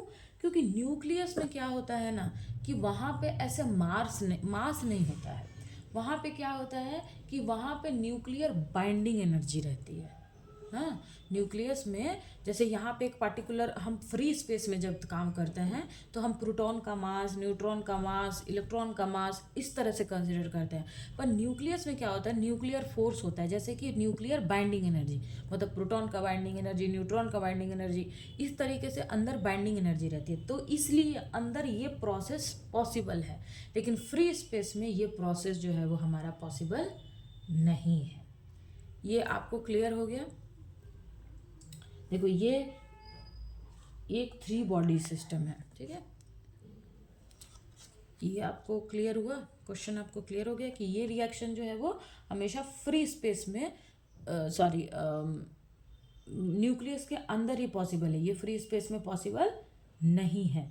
क्यों नहीं है मैंने वो भी बता दिया, क्योंकि फ्री स्पेस में जब हम निकाल रहे थे तो Q की वैल्यू लेस देन 0 आ रही थी, लेकिन बीटा डी के एक स्पॉन्टेनियस प्रोसेस है, तो वहाँ पे Q की वैल्यू ग्रेटर देन 0 आनी चाहिए थी, लेकिन यहाँ पे लेस देन 0 आ रही थी, तो ये कैसे, ये तो एक कॉन्ट्राडिक्शन हो गया ना। लेकिन इसी वजह से ये न्यूक्लियस के अंदर ही पॉसिबल है। ये तो हो गया पॉजिटिव बीटा डी के। अब आता है नेगेटिव बीटा डी के, ठीक है, अब आता है हमारा नेगेटिव बीटा डी के।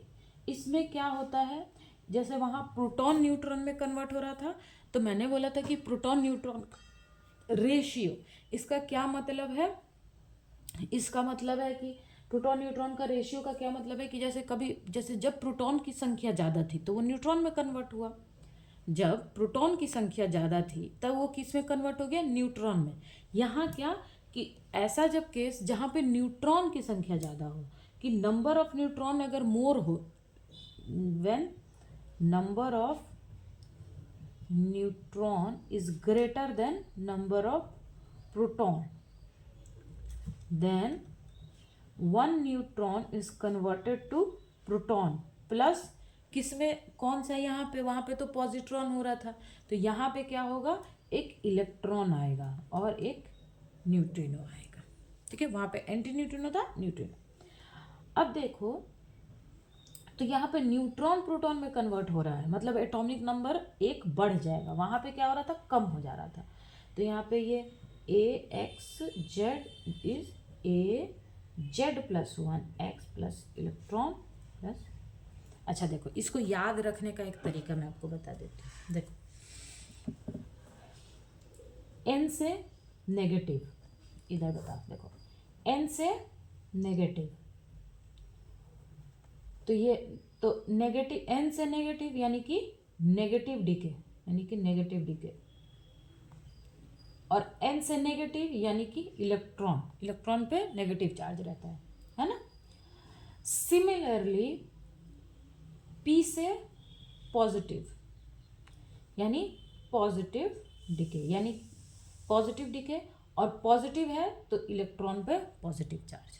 तो ये इस तरह से आपको याद रहेगा कि नेगेटिव में न्यूट्रॉन प्रोटॉन में कन्वर्ट होता है, पॉजिटिव में प्रोटॉन न्यूट्रॉन में कन्वर्ट होता है।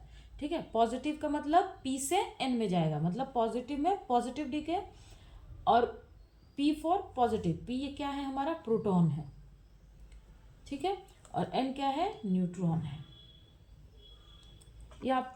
ये याद करने का मैंने तरीका बता दिया कि इस तरीके से आप याद कर सकते हो। अच्छा देखो, यहाँ पे न्यूट्रॉन का मास प्रोटॉन और इलेक्ट्रॉन के मास से ज़्यादा है ना, तो यहाँ पे Q की वैल्यू पॉजिटिव आएगी, यानी कि स्पॉन्टेनियस प्रोसेस। तो ये क्या होगा, it is possible in free space. ठीक है, ये फ्री स्पेस में पॉसिबल है। क्लियर हो गया, क्या हो गया, पॉजिटिव नेगेटिव, क्लियर हो गया, पॉजिटिव नेगेटिव डीके। अब देखो एक और आता है पॉजिटिव बीटा डीके नेगेटिव से साथ, इन्हीं तरह का एक रेडियो एक्टिव प्रोसेस है, इलेक्ट्रॉन कैप्चर बोलते हैं उसको। जैसे बीटा डीके है ना, उसी तरीके का ये एक प्रोसेस है। इसमें क्या होता है कि जो न्यूक्लियस है ना, वो क्या करेगा, nucleus capture a revolving electron from one of the near shell and then convert proton to neutron.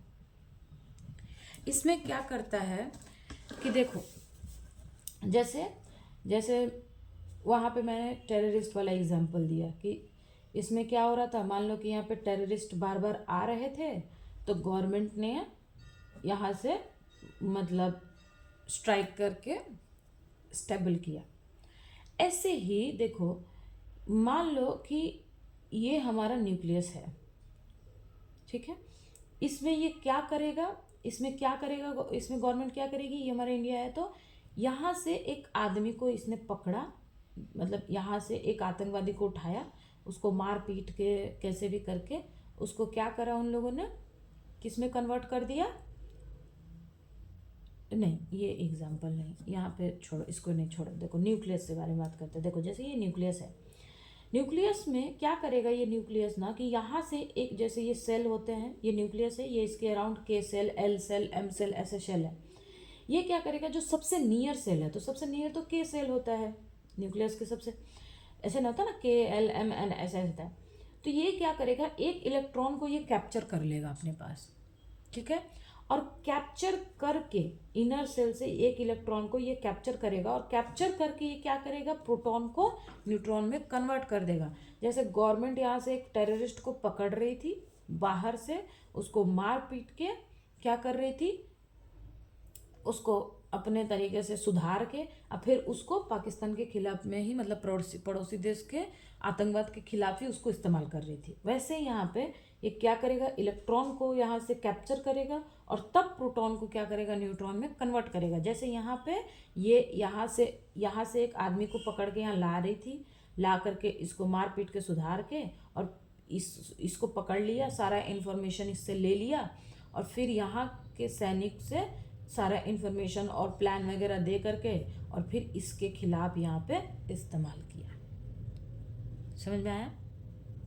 Same ऐसे यहाँ पे ये, तो यहाँ पे इलेक्ट्रॉन क्या कर रहा है, इंडियन गवर्नमेंट जो है वो, मान लो कि न्यूक्लियस है, वो क्या कर रहा है, एक पाकिस्तानी को उठा रहे हैं और फिर क्या कर रहे हैं कि इससे इंफॉर्मेशन और एनर्जी और बाकी सारी चीज़ें लेकर के इंडियन सोल्जर को पाकिस्तान में भेज करके और वहाँ से फिर जो वहाँ की जो गवर्नमेंट है और बाकी चीज़ें हैं, तो वहाँ पे ये क्या कर रही है, इनको आतंकवादियों को यहाँ पर मतलब अच्छे से ठोक पीट करके सही कर रही है और फिर क्या कर रही है, देश में क्या कर रही है, स्टेबिलिटी ला रही है। यानी यहाँ पे इलेक्ट्रॉन क्या हो गया, पाकिस्तानी जो भी कोई मान लो एक सैनिक या कोई मेंबर है, न्यूक्लियस क्या हो गई, गवर्नमेंट, और यहाँ पे सोल्जर जो हैं वो क्या करेंगे, पी से एन में कन्वर्ट करके और यहाँ पे स्टेबिलिटी को लाएंगे। यानी यहाँ पे क्या न्यूक्लियस क्या करेगा, एक इलेक्ट्रॉन को कैप्चर करेगा और कैप्चर करके प्रोटॉन को न्यूट्रॉन में कन्वर्ट करेगा। तो electron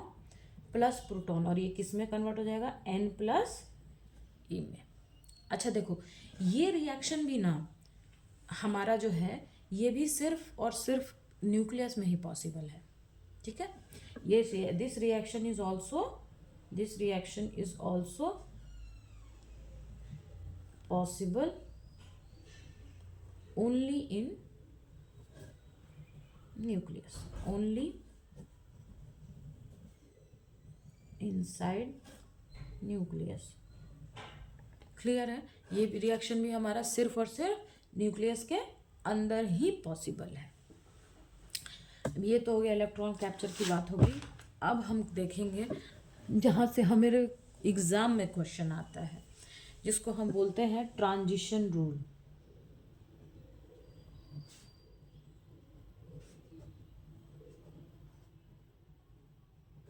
transition rule for beta decay. कल से ना एक दो और पेन लेके आऊँगी, थोड़ा कलर वाला, ताकि आपको और अच्छे से थोड़ा देखे कि हेडिंग क्या है। इसमें देखो यहाँ से क्वेश्चन आता है और ये इम्पॉर्टेंट टॉपिक है। यहाँ से पहला हमारा होता है फर्मी रूल। ठीक है, फर्मी रूल में क्या है, जो कंडीशन है, फर्मी रूल का जो कंडीशन है वो क्या है कि एल हमारा 0 होना चाहिए।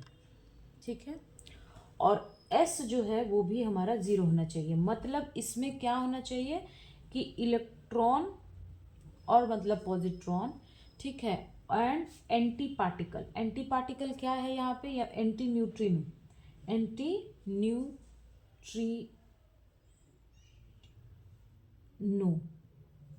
जो है वो कैसा होना चाहिए, आर एंटी पैरेलल, मतलब कि वो पैरेलल नहीं होना चाहिए।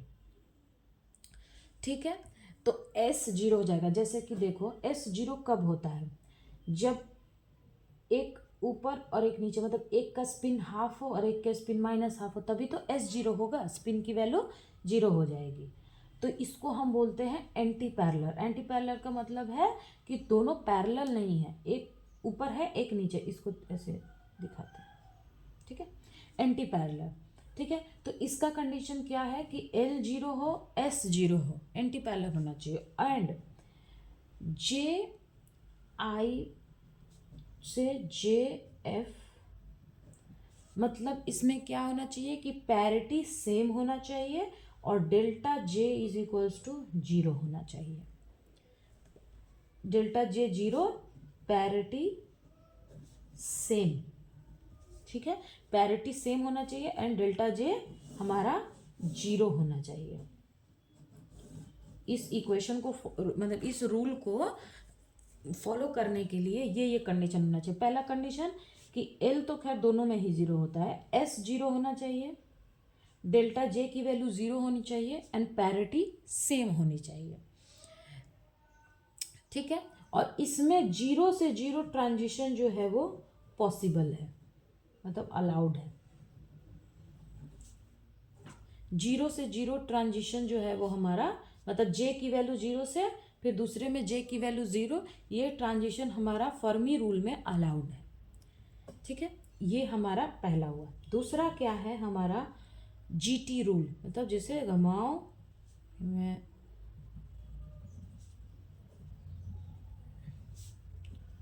इसको शॉर्ट में बोलते हैं GT रूल। ठीक है, इसमें क्या होना चाहिए, ये आपको दिख तो रहा है ना, हाँ ठीक है। इसमें क्या होना चाहिए, एल की वैल्यू 0 लेकिन एस की वैल्यू इसमें 1 होनी चाहिए, यानी कि इलेक्ट्रॉन एंड न्यूट्रिनो और anti neutrino what ever it is electron और पॉजिट्रॉन इस ये आर पैरेलल, मतलब कि ऐसा और ऐसा, ठीक है। इस तरीके का होना चाहिए, दोनों ऊपर हो जाए या दोनों नीचे हो जाए, मतलब पैरेलल होना चाहिए। और क्या होना चाहिए, डेल्टा जे इक्वल्स टू 0 और plus minus 1 and parity same. J equals to 0 हो या प्लस माइनस 1 हो एंड पैरिटी सेम हो। और अगर J equals to delta J equals to हमारा प्लस माइनस 2 है तो इसको हम बोलते हैं फर्स्ट फॉरबिडन। अगर delta J equals to plus minus 3 है तो इसको हम बोलते हैं सेकेंड फॉरबिडन, ठीक है, ऐसे बोलते हैं। और एक चीज, and 0 to 0 transition is not allowed, ठीक है। एंड पैरिटी यहाँ पे ये है और यहाँ पे मतलब इसको फर्स्ट फॉरबिडन बोलेंगे। अच्छा देखो, अगर ऐसा हुआ कि 0 आ रहा है या प्लस माइनस आ रहा है लेकिन पैरिटी सेम नहीं है, पैरिटी डिफरेंट है, तो भी वो फॉरबिडन होगा, ठीक है। उसको पैरिटी मतलब सेम होना ही चाहिए ये कंडीशन है। तो ये कंडीशन मैंने लिख दिया। अब मैं आपको एग्जाम्पल से समझाती हूँ ताकि आप क्लियर हो जाए। दो एग्जाम्पल दे देती हूँ, देखो पीछे, अच्छा यहीं पे दो, देखो एग्जाम्पल नंबर 1 में दे रही हूँ, ठीक है। अच्छा यहाँ पे मैंने ये नहीं बताया कि एल का क्या मतलब है, यहाँ पे लिख देती हूँ, ठीक है। एल इक्वल्स टू 0 इसका क्या मतलब है, इसका मतलब होता है कि ऑल अलाउड ट्रांजिशन इन, यहाँ पे होगा in all allowed transition the orbital angular momentum carried by the leptons is 0। Lepton यहाँ पे क्या है, न्यूट्रिनो और एंटी न्यूट्रिनो, वहाँ पे एल की वैल्यू जो है वो उसकी 0 होनी चाहिए दोनों ही कंडीशन में, ठीक है। देखो देखो यहाँ दोनों ही कंडीशन में। अब चलो एक एग्जांपल लेके आपको बता देती हूँ।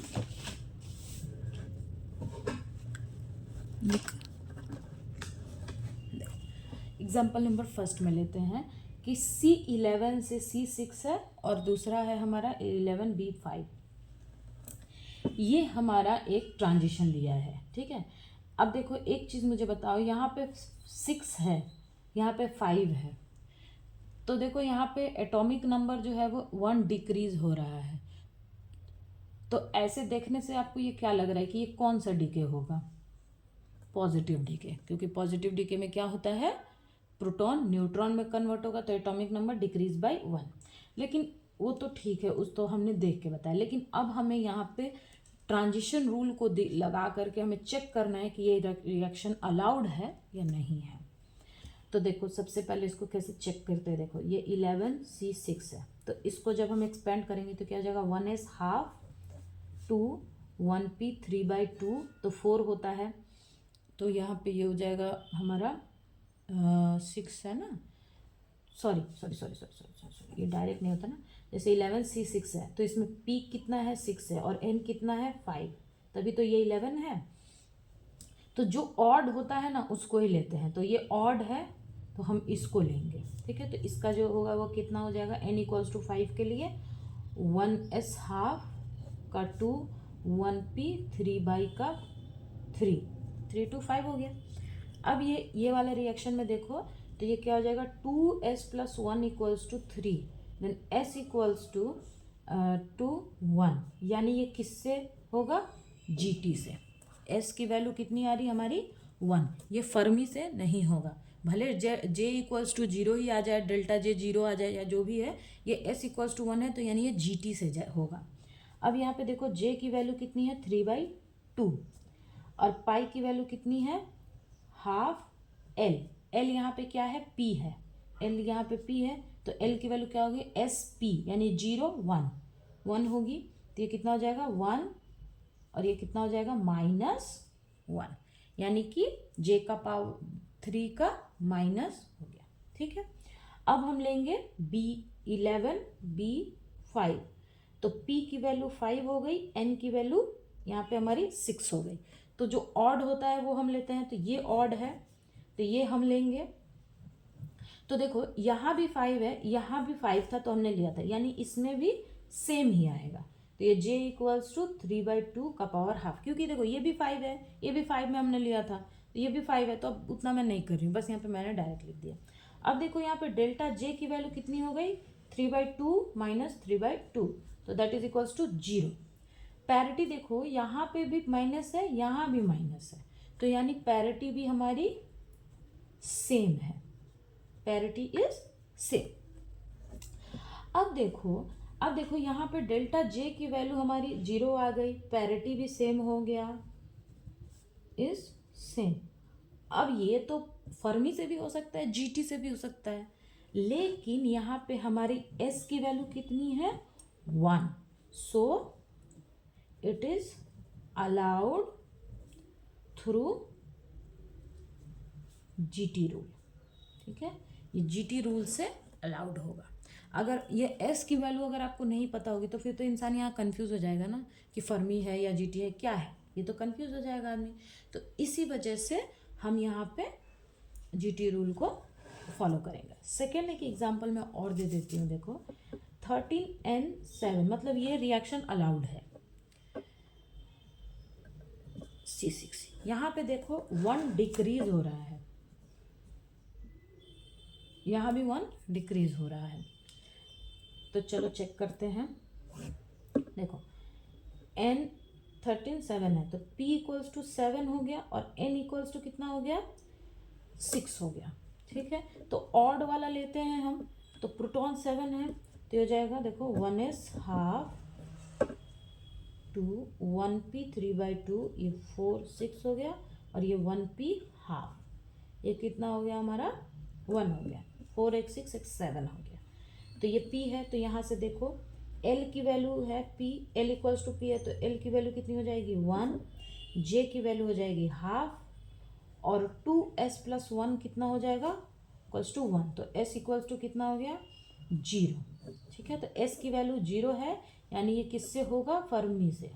ठीक है, s 0 है तो ये फर्मी से अलाउड होगा, अगर अलाउड हुआ तो फर्मी से होगा। तो j की वैल्यू कितनी हो जाएगी, j इक्वल्स टू ½ और l है तो पैरिटी कितना हो जाएगा 1l, तो दैट इज इक्वल्स टू -1 हो गया। अब यहाँ पे हम इसको लेते हैं, तो देखो ये है 13C6, यानी p इक्वल्स टू 6 और n इक्वल्स टू 7, ऑड लेते हैं हम, तो यानी इसको ये भी 7 है और ये भी 7 है, तो ये भी 7 7 है, तो सेम ही आएगा। तो यहाँ पे भी j की वैल्यू कितनी आ गई, ये ji है, ये jf है, तो ये कितना हो जाएगा ½ माइनस, तो डेल्टा j की वैल्यू कितनी आ गई 0, दोनों को माइनस करेंगे तो डेल्टा वे की 0, तो यानी डेल्टा j 0 है, पैरिटी सेम है, is same, and s equals to भी हमारा 0 है, तो ये किससे अलाउ होगा फर्मी से। ये आपको क्लियर हो गया, ये किससे अलाउ हुआ फर्मी से, ये किससे अलाउ हुआ जीटी से। तो मैंने सब आपको समझा दिया है, plus beta decay, negative beta decay, electron capture और हमारा पैरिटी रूल एग्जाम्पल भी मैंने दे दिया है।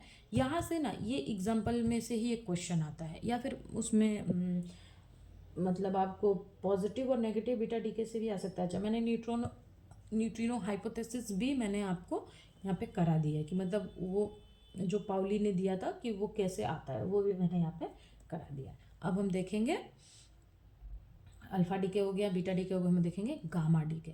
ठीक है, डीके क्या होता है कि after emission of alpha and beta particle, मतलब अल्फा और बीटा पार्टिकल के एमिशन के बाद, ठीक है, अगर न्यूक्लियस अभी भी एक्साइटेड स्टेट में है, मतलब अल्फा भी बीटा, मैंने क्या बोला अल्फा और बीटा डीके क्यों होता है, ताकि जो न्यूक्लियस है या कोई एटम है वो क्या हो जाए स्टेबल हो जाए।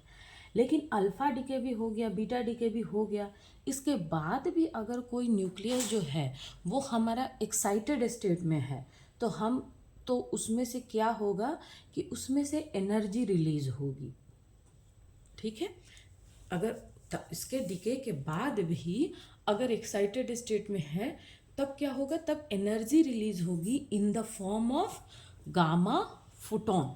ठीक है, टू ठीक है, मतलब क्या होगा, जैसे मान लो कि ये हमारा एक्साइटेड स्टेट है, ये हमारा ग्राउंड स्टेट है, गामा डीके भी हो गया, सॉरी अल्फा डीके भी हो गया, बीटा डीके भी हो गया, इसके बाद भी हमारा न्यूक्लियस और एटम यहीं पे है, तो एक्साइटेड स्टेट में ही है, ये ग्राउंड स्टेट में अभी नहीं आया है। तो ये क्या करेगा ना कि यहाँ से एक एनर्जी रिलीज करेगा in the form of gamma photon.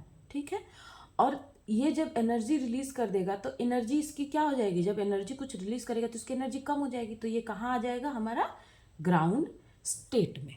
ठीक है, इसी को बोलते हैं कि मतलब इसी को हम बोलते हैं कि गामा डीके हुआ है। गामा डीके के बारे में मैं थोड़ा सा लिख देती हूँ। देखो क्या होता है कि after emission of alpha and beta particle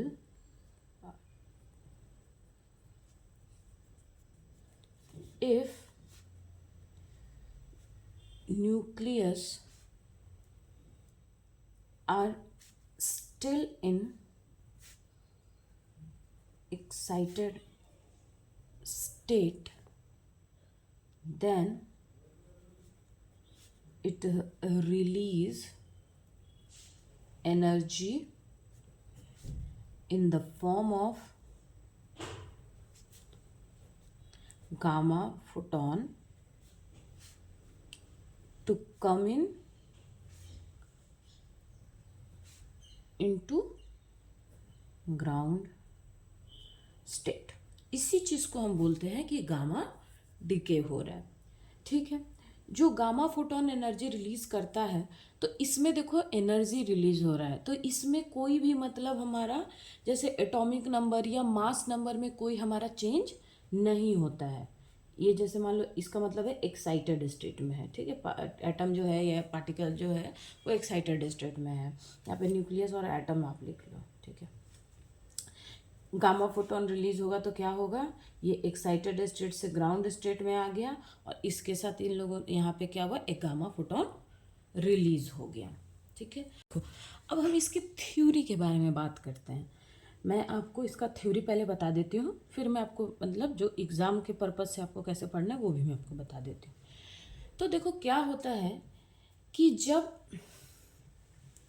जो गामा रे है, ठीक है, गामा रे जो है या जो गामा पार्टिकल है वो एटम और मॉलिक्यूल्स में रहते हैं। ठीक है, वेयर वो एब्जॉर्प्शन हो रहा हो, एमिशन हो रहा हो, या एमिशन ऑफ फोटोन हो रहा हो, या तब हम बोलते हैं कि there is a change in dipole moment. इसका क्या मतलब है कि जैसे मान लो कि अगर एटम, ठीक है, एटम में या न्यूक्लियस में अगर किसी गामा फोटोन या गामा आप रेज बोल लो, ठीक है, इसका अगर या तो किसी भी गामा फोटोन या गामा इस टाइप के कोई भी अगर पार्टिकल का अगर एब्जॉर्प्शन हो रहा है या एमिशन हो रहा है, तो इसका एक्चुअल में क्या मतलब है, इसका एक्चुअल में मतलब है कि उस न्यूक्लियस का जो डाइपोल मोमेंट है, ठीक है, डाइपोल मोमेंट इलेक्ट्रिक के वजह से भी आ सकता है, मैग्नेटिक के वजह से भी आ सकता है, तो हम बोलते हैं कि उसका जो डाइपोल मोमेंट है वो उसमें क्या हो रहा है, चेंज हो रहा है। मॉलिक्यूल का जो डाइपोल मोमेंट है वो चेंज हो रहा है। अगर मैंने क्या बोला, आप इस चीज़ को ध्यान से सुनना कि एक्चुअली में जो गामा, जो हम ये बोलते हैं ना कि गामा फोटोन रिलीज हुआ या मतलब जो गामा डीके हो रहा है उसका मैं पूरा प्रोसेस बता रही हूँ कि एक्चुअल में न्यूक्लियस के अंदर होता क्या है। देखो क्या होता है ना कि जब मान लो कि हमने बोला कि गामा फोटोन रिलीज हो गया, एमिट हो गया, या गामा फोटोन या कोई भी फोटोन एब्जॉर्ब हो गया, तो जब मॉलिक्यूल या तो कोई गामा फोटोन रिलीज करे या एब्जॉर्ब करेगा तो वो क्या होगा, इसका एग्जैक्ट मतलब क्या होता है कि तो मॉलिक्यूल होता क्या है, उसका जो डाइपोल मोमेंट है ना वो चेंज होता है। मॉलिक्यूल का डाइपोल मोमेंट में क्या होगा, चेंज होता है। ठीक है, ठीक है, चेंज समझ में आ गया। अगर वो चेंज चार्ज डेंसिटी में होगा, if charge density change, gamma photon के एमिट या अब्जॉर्ब होने में अगर चार्ज डेंसिटी में चेंज हो रहा है, मतलब जो इलेक्ट्रिक चार्ज है, जैसे प्रोटॉन पे चार्ज है, पॉजिटिव चार्ज है, और इलेक्ट्रॉन पे नेगेटिव चार्ज है, अगर इस चार्ज डेंसिटी में चेंज हो रहा है, चार्ज पे नहीं, चार्ज डेंसिटी। चार्ज डेंसिटी क्या होता है? Charge per unit volume, per unit length, per unit, ठीक है। तो चार्ज डेंसिटी में अगर चेंज हो रहा है, ठीक है, अगर ट्रांजिशन के ड्यूरेशन में अगर चार्ज डेंसिटी में चेंज हो रहा है, तो हम इसको बोलेंगे कि इसमें क्या हो रहा है। मतलब मान लो कि अगर इलेक्ट्रिक चार्ज में चेंज हो रहा है, तो हम इस सॉरी मैंने क्या बोला कि इफ़ चार्ज, मतलब इलेक्ट्रिक बोलेंगे कि electric charge density is changed during transition. तो अब हम इसको क्या बोलते हैं? ये बोलेंगे हम कि इसमें इलेक्ट्रिक डाइपोल या इलेक्ट्रिक मल्टीपोल मतलब एसोसिएटेड है, या इलेक्ट्रिक मल्टीपोल ट्रांजिशन हो रहा है। ठीक है, इसको मैं दूसरे तरीके से लिख देती हूँ।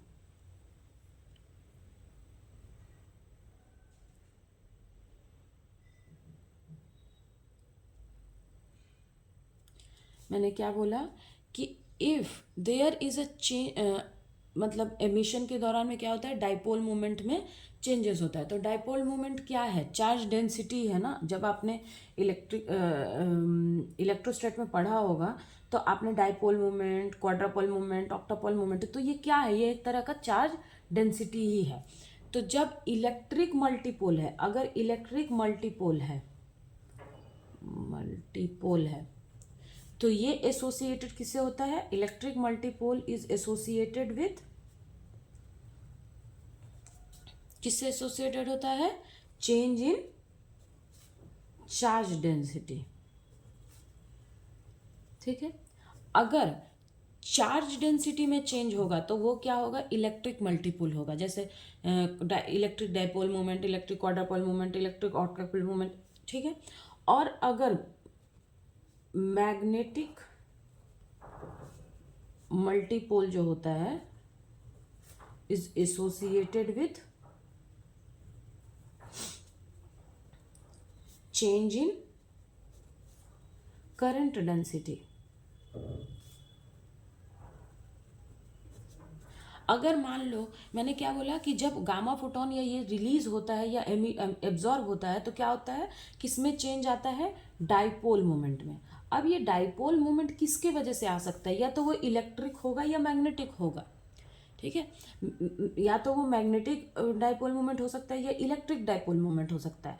तो अगर ये चार्ज डेंसिटी से चेंज मतलब चार्ज डेंसिटी में चेंज हुआ है ट्रांजिशन में, मान लो कि ये यहाँ से यहाँ आया है और ये यहाँ बता देते हो। देखो, अगर वो यहाँ से यहाँ आया है और इसकी चार्ज डेंसिटी चेंज हुई, मॉलिक्यूल की चार्ज डेंसिटी में अगर गामा फोटोन ट्रांजिशन जब हुआ और चार्ज डेंसिटी में चेंज हुआ, तब हम बोलेंगे कि इलेक्ट्रिक मल्टीपोल एसोसिएटेड है या इलेक्ट्रिक मल्टीपोल हो रहा है। अगर ये ट्रांजिशन हुआ और मैग्नेटिक मतलब करंट डेंसिटी में चेंज हुआ, करंट डेंसिटी, तो इसको हम बोलेंगे मैग्नेटिक मल्टीपोल में चेंज है, मतलब मैग्नेटिक के वजह से है। और अगर चार्ज में हुआ तो बोलेंगे इलेक्ट्रिक की वजह से। अच्छा, अब देखो एक बात आप बोल सकते हो कि मैम इलेक्ट्रिक तो ठीक है, हमने चार्ज डेंसिटी तो मान लिया कि इलेक्ट्रॉन प्रोटॉन पे जो चार्ज है उससे हुआ, लेकिन करंट कहाँ से आएगा? तो देखो क्या होता है कि जब एक इलेक्ट्रॉन है, मान लो ये इलेक्ट्रॉन है, ये ऑर्बिटल मोशन कर रहा है। ठीक है, अगर ये एक सर्कुलर ऑर्बिट पे क्या कर रहा है? मूव कर रहा है। तो जो सर्कुलर ऑर्बिट पे चार्ज मूव करेगा तो यहाँ से क्या हो जाएगा? एक तो मैग्नेटिक फील्ड आ जाएगी, ठीक है, और तो यहाँ पे जो न्यूट्रॉन्स होते हैं ना, ये क्या करते हैं? ये मूव करते हैं in circular orbit of nucleus. ठीक है, तो there is a change in current density. इन्हीं के मूवमेंट के वजह से ना करंट डेंसिटी में क्या होता है? चेंज होता है। या इनके मूवमेंट के वजह से करंट क्रिएट होता है, और जब ट्रांजिशन होता है तो ये करंट डेंसिटी में चेंज होता है। मैं फिर से बताती हूँ, देखो जो न्यूट्रॉन मतलब न्यूक्लियॉन्स है, जैसे कि इलेक्ट्रॉन प्रोटॉन मतलब इलेक्ट्रॉन है, तो इलेक्ट्रॉन जब मूव करता है सर्कुलर ऑर्बिट पे तो यहाँ पे करंट आता है, या मैग्नेटिक फील्ड रहता है, मैग्नेटिक फील्ड से करंट जनरेट होता है। तो यहाँ पे जो करंट जनरेट होगा ना, उस करंट में जो जनरेटेड जो करंट है, जिसको हम करंट डेंसिटी बोल रहे हैं, ट्रांजिशन के टाइम उसमें चेंज आए तो उसको हम बोलेंगे कि वो मैग्नेटिक मल्टीपोल से क्या है, एसोसिएटेड है। ठीक है, यहाँ तक ये क्लियर हो गया। अब देखो मैंने बोला कि गामा फोटोन जब रिलीज होता है, यहाँ तक तो ये तो क्लियर हो गया कि मैग्नेटिक मल्टीपोल, करंट डेंसिटी, ये सब कहाँ से आया। अब देखो, या तो गामा जब रे ट्रांजिस्ट करेगा, जब गामा रे ट्रांजिस्ट करेगा तो वो या तो इलेक्ट्रिक मतलब कैरेक्टर लेके चलेगा या मैग्नेटिक कैरेक्टर लेके चलेगा। क्यों? क्योंकि हो सकता है कि या तो उसके ट्रांजिट करने से करंट डेंसिटी में कोई चेंज आ जाए या फिर चार्ज डेंसिटी में कोई चेंज आ जाए। तो हम बोलेंगे कि एक सिंगल जो गामा फोटोन है उसके पास दोनों कैरेक्टर हो सकता है, या तो मैग्नेटिक हो जाए या इलेक्ट्रिक हो जाए। ठीक है, इसको मैं लिख देती हूँ यहाँ पे, a single gamma ray can have either electric और मैग्नेटिक कैरेक्टर। ठीक है, या तो उसके पास इलेक्ट्रिक कैरेक्टर हो या मैग्नेटिक कैरेक्टर हो सकता है। ठीक है, अब देखो कि जो गामा रे है वो क्या करता है कि वो जब मतलब जब वो उसके पास क्या होता है, गामा रे के पास एंगुलर मोमेंटम। ठीक है, एंगुलर मोमेंटम गामा रे के पास, जैसे देखो बीटा डी के जब आ रहा था तो उसके पास क्या था, स्पिन हाफ। जब मैंने बीटा डीके में पढ़ाया था तो वो कितना मतलब स्पिन हाफ लेके कैरी कर रहा था ना बीटा डीके में। लेकिन जो गामा जो डीके होता है ना, ये क्या करता है, ये इंटीजर मतलब एंगुलर मोमेंटम कैरी करता है, उसकी तरह हाफ में नहीं रहता, वो पूरा एक इंटीजर। जैसे कि एंगुलर मोमेंटम जो रहता है वो इसमें क्या रहता है, जैसे L इक्वल टू आपका 1 हो गया, 2 हो गया, 3 हो गया, सो ऑन, मतलब इसका जो है वो इंटीजर में रहता है। और वहाँ पे जो एंगुलर बीटा डीके में कितना लेकर के जा रहा था, हाफ लेकर के जा रहा था। तो यहाँ पे देखो इसका जो एंगुलर मोमेंटम है, स्पिन उसकी हाफ थी, उसका जो एंगुलर मोमेंटम है वो L1 L2, ये गामा रे का जो एंगुलर मोमेंटम है। तो देखो जैसे जैसे L की वैल्यू बढ़ेगी, मतलब कि L इक्वल्स टू जब 1 होगा, L की वैल्यू 2 होगी, जैसे जैसे बढ़ेगी तो वैसे वैसे क्या होगा कि जो गामा ट्रांजिशन है ना वो मोर एंड मोर हिंड्रेड हो जाएगा। मतलब जैसे जैसे एंगुलर मोमेंटम की वैल्यू बढ़ेगी वैसे वैसे हमारा जो ट्रांजिशन है वो हिंड्रेड का मतलब क्या होता है, डिफ़िकल्ट हो जाएगा ट्रांजिशन में। ठीक है, हिंड्रेड हो जाएगा। ठीक है, क्यों? क्योंकि गामा रे जो है ना वो लार्ज एंगुलर मोमेंटम कैरी नहीं कर सकता है। इस समझ में आ रहा है कि जैसे जैसे क्यों? क्योंकि एंगुलर मोमेंटम 1 है तो ट्रांजिशन इजी है या वो मतलब पॉसिबल है, या लेकिन एंगुलर मोमेंटम 7 है ना तो वो बहुत डिफिकल्ट ट्रांजिशन है। वो ट्रांजिशन हो सकता है कि गामा रे उसको ना ले पाए, या वहाँ पे बहुत हिंड्रेंस क्या बोलता है कि मतलब बहुत डिफिकल्ट हो जाए उसके लिए, क्योंकि जो गामा रे है वो लार्ज एंगुलर मोमेंटम कैरी नहीं कर सकता है। एंगुलर मोमेंटम मतलब जब गामा रे निकलता है तो उसका कुछ एक एंगुलर मोमेंटम होता है, जैसे 1 2 3 4 हम ऐसे इंटीजर एंगुलर मोमेंटम। तो वो क्या, जब लार्ज वैल्यू रहेगी ना तो वो क्या हो जाएगा, हिंड्रेंस हो जाएगा, मतलब वो काफ़ी डिफिकल्ट हो जाएगा। तो large angular momentum gamma ray के लिए, मतलब मान लो कि अगर बहुत ज़्यादा एंगुलर मोमेंटम आ रहा है उसके ट्रांजिशन में, तो वहाँ पे फिर गामा डीके नहीं होता, वहाँ पे फिर क्या होता है, इंटरनल कन्वर्जन होता है। ठीक है, तो उसके बारे में हम बाद में बात करेंगे, लेकिन ये पता कर लो कि गामा रे जो है ना वो लार्ज एंगुलर मोमेंटम को कैरी नहीं कर सकता है। ठीक है, यहाँ तक तो मैंने बता दिया।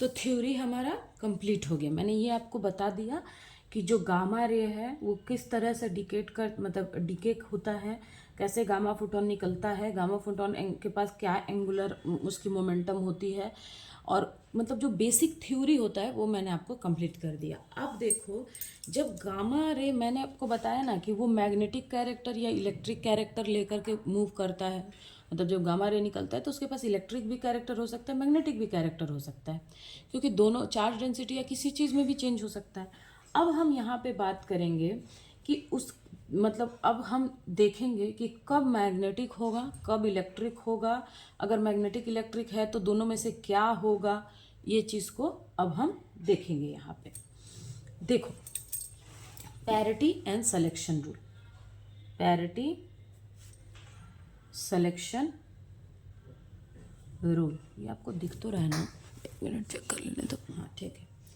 देखो इसको कैसे हम ये करते हैं, देखो E1 है, M1 है, E2 है, M2 है, E3 है, M3 है, E4 है, M4 है। देखो E0 जो है उसको हम बोलते हैं कि इलेक्ट्रिक मोनोपोल, एक्चुअली जो इलेक्ट्रिक मोनोपोल है ये ऐसे तो एग्जिस्ट करता है, ठीक है, मतलब L=0, ये ऐसे तो एग्जिस्ट करता है, लेकिन गामा जो डीके है ना, उसके लिए इलेक्ट्रिक मोनोपोल जो है वो एग्जिस्ट नहीं करेगा। क्यों? क्योंकि जो गामा फोटोन है ना वो मोनोपोल से नहीं निकलता है। जो इलेक्ट्रिक मोनोपोल है वो ऐसे तो एग्जिस्ट करता है, मतलब जब, लेकिन जो मैग्नेटिक मोनोपोल है वो एग्जिस्ट नहीं करता है। Magnetic monopole does not exist, ये एग्जिस्ट ही नहीं करता, ये एग्जिस्ट करता है, लेकिन जो गामा फोटोन है ना वो मोनोपोल से नहीं निकलता है, इसीलिए E1 से शुरू होगा और M1 से शुरू होगा, ये भी डाइपोल से शुरू होगा, ये भी डाइपोल से शुरू होगा। अब देखो, जब पैरिटी में कोई चेंज नहीं होगा, no change in parity, no change in parity, अगर पैरिटी में कोई चेंज नहीं है तब किससे शुरू होगा? मैग्नेटिक डाइपोल से। मतलब हमारा जो ट्रांजिशन है वो कहाँ से शुरू होगा? मैग्नेटिक, अगर पैरिटी में चेंज नहीं है तब किससे शुरू होगा?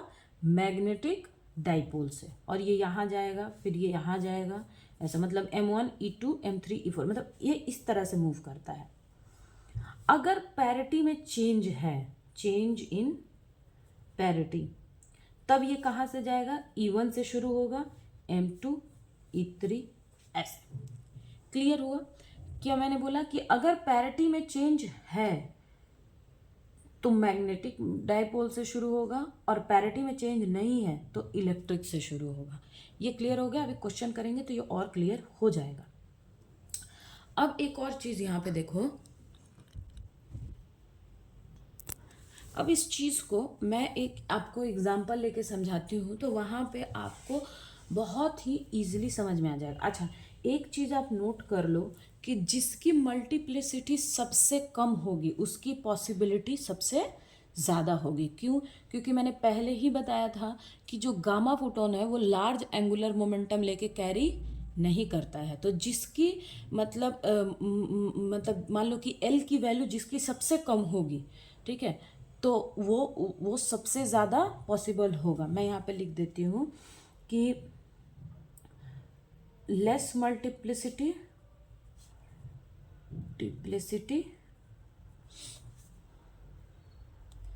Possibility is high, possibility is high, ठीक है। दूसरा चीज़ है, देखो कि अगर हमारे पास कभी ऐसा आ जाता है कि E1 है और M1 है एंड E2 है, तो अब आप इस पे बोलोगे कि मैम M1 की मल्टीप्लिसिटी तो कम है, मतलब इसकी L की वैल्यू तो यहाँ पे 1 है और यहाँ तो L की वैल्यू 0 है, तो फिर इसमें L की वैल्यू 1 है और L की वैल्यू यहाँ पे 2 है, तो मैम यहाँ पे तो देखो, यहाँ पे तो M1 होना चाहिए, नहीं, यहाँ पे क्या होगा? E2 होगा। इसका आंसर क्या होगा? E2 होगा। क्यों?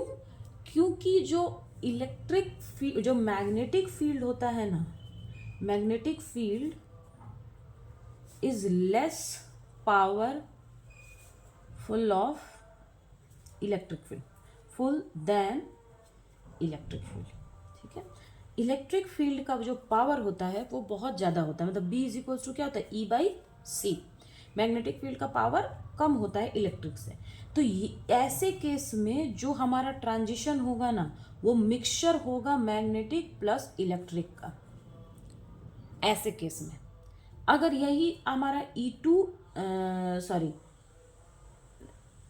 और M3 आ जाता, तब ये चीज़ नहीं होता, या E1 M3 M2 आ जाता, तब ये चीज़ नहीं होता। लेकिन ऐसे केस में जहाँ पे मैग्नेटिक को फॉलो कर रहा है इलेक्ट्रिक फील्ड, इस केस में जो ट्रांजिशन है, जो गामा रे निकलेगा, वो मिक्सचर होगा मैग्नेटिक एंड इलेक्ट्रिक का।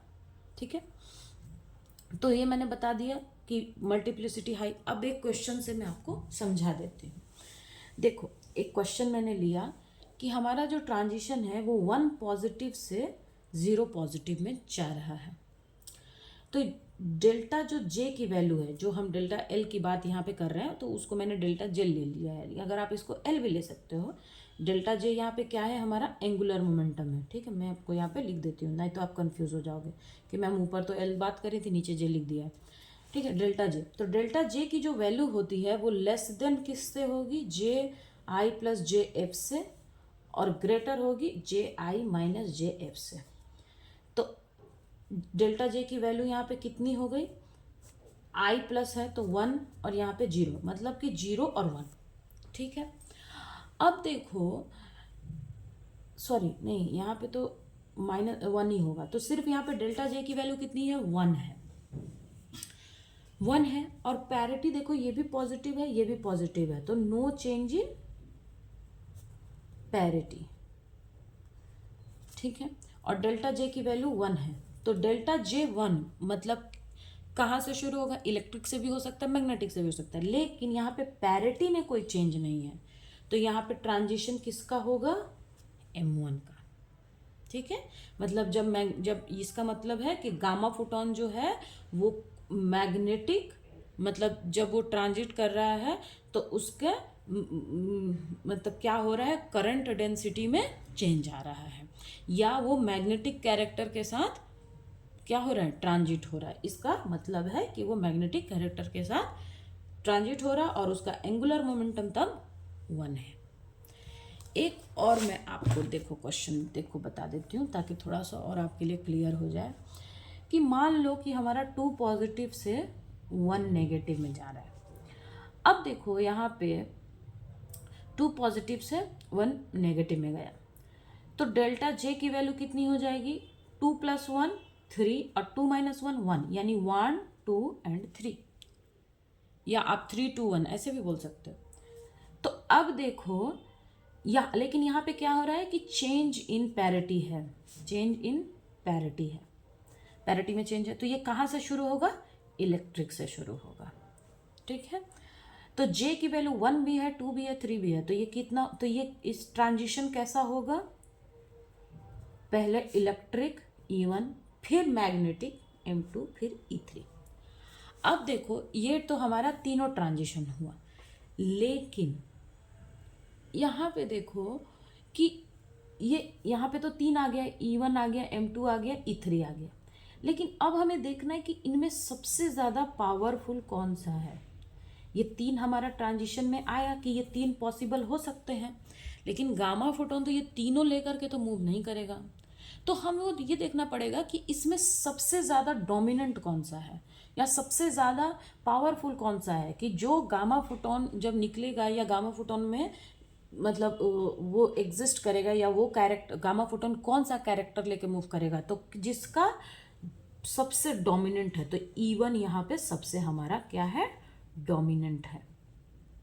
मतलब जब गामा फोटोन निकलेगा तो वो E1 का कैरेक्टर लेकर के मूव करेगा। ठीक है, ये क्वेश्चन में कभी कभी पूछता है कि जैसे मान लो कि ये 3 हमको दे दिया है, लेकिन इनमें डोमिनेंट वाला हमको निकालना है, ठीक है, क्वेश्चन में कभी कभी पूछना है। एक और क्वेश्चन जो मैं ऐड वाला बता रही थी कि कहीं कहीं कहीं वो मैग्नेटिक और इलेक्ट्रिक दोनों ही कैरेक्टर लेके मूव करेगा, उसका मैं एक एग्जांपल आपको देती हूँ कि मान लो 2 पॉजिटिव से 1 पॉजिटिव में गया, ठीक है, तो डेल्टा जे की वैल्यू कितनी होगी 3 2 1, लेकिन यहाँ पे चेंज नहीं है, मतलब मैग्नेटिक मतलब no change in parity, no change in parity. इसका मतलब है कि ट्रांजिशन कहाँ से शुरू होगा, मैग्नेटिक से, तो ये हो जाएगा M1 E2 M3। अब देखो यहाँ एंगुलर मोमेंटम कम है और मैंने बोला कि लेस एंगुलर मोमेंटम के लिए ज़्यादा वो रहता है, लेकिन यहाँ पे इलेक्ट्रिक फील्ड है, यानी इस मैग्नेटिक फील्ड का पीछा कर रहा है कौन, इलेक्ट्रिक फील्ड। अब यहाँ पे ये दोनों ही डोमिनेंट है। ये क्यों डोमिनेंट है, ये लेस पावरफुल ऐसे है लेकिन इसके पास एंगुलर मोमेंटम 1 है और ये मोर पावरफुल है। तो ऐसा अगर कोई क्वेश्चन है तो इसको हम बोलते हैं कि यहाँ गामा फोटोन जो है ना, गामा रे जो है ना, वो मिक्स्ड है, इज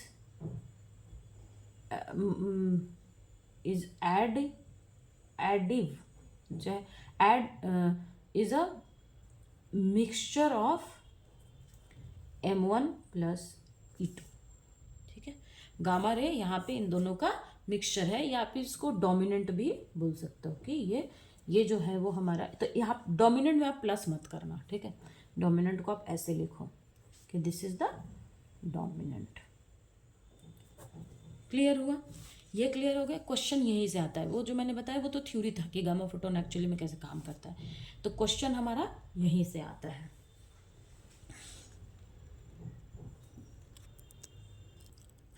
ठीक है, तो ये तो हो गया हमारा अल्फ़ा बीटा और गामा डी के तो कंप्लीट हो गया।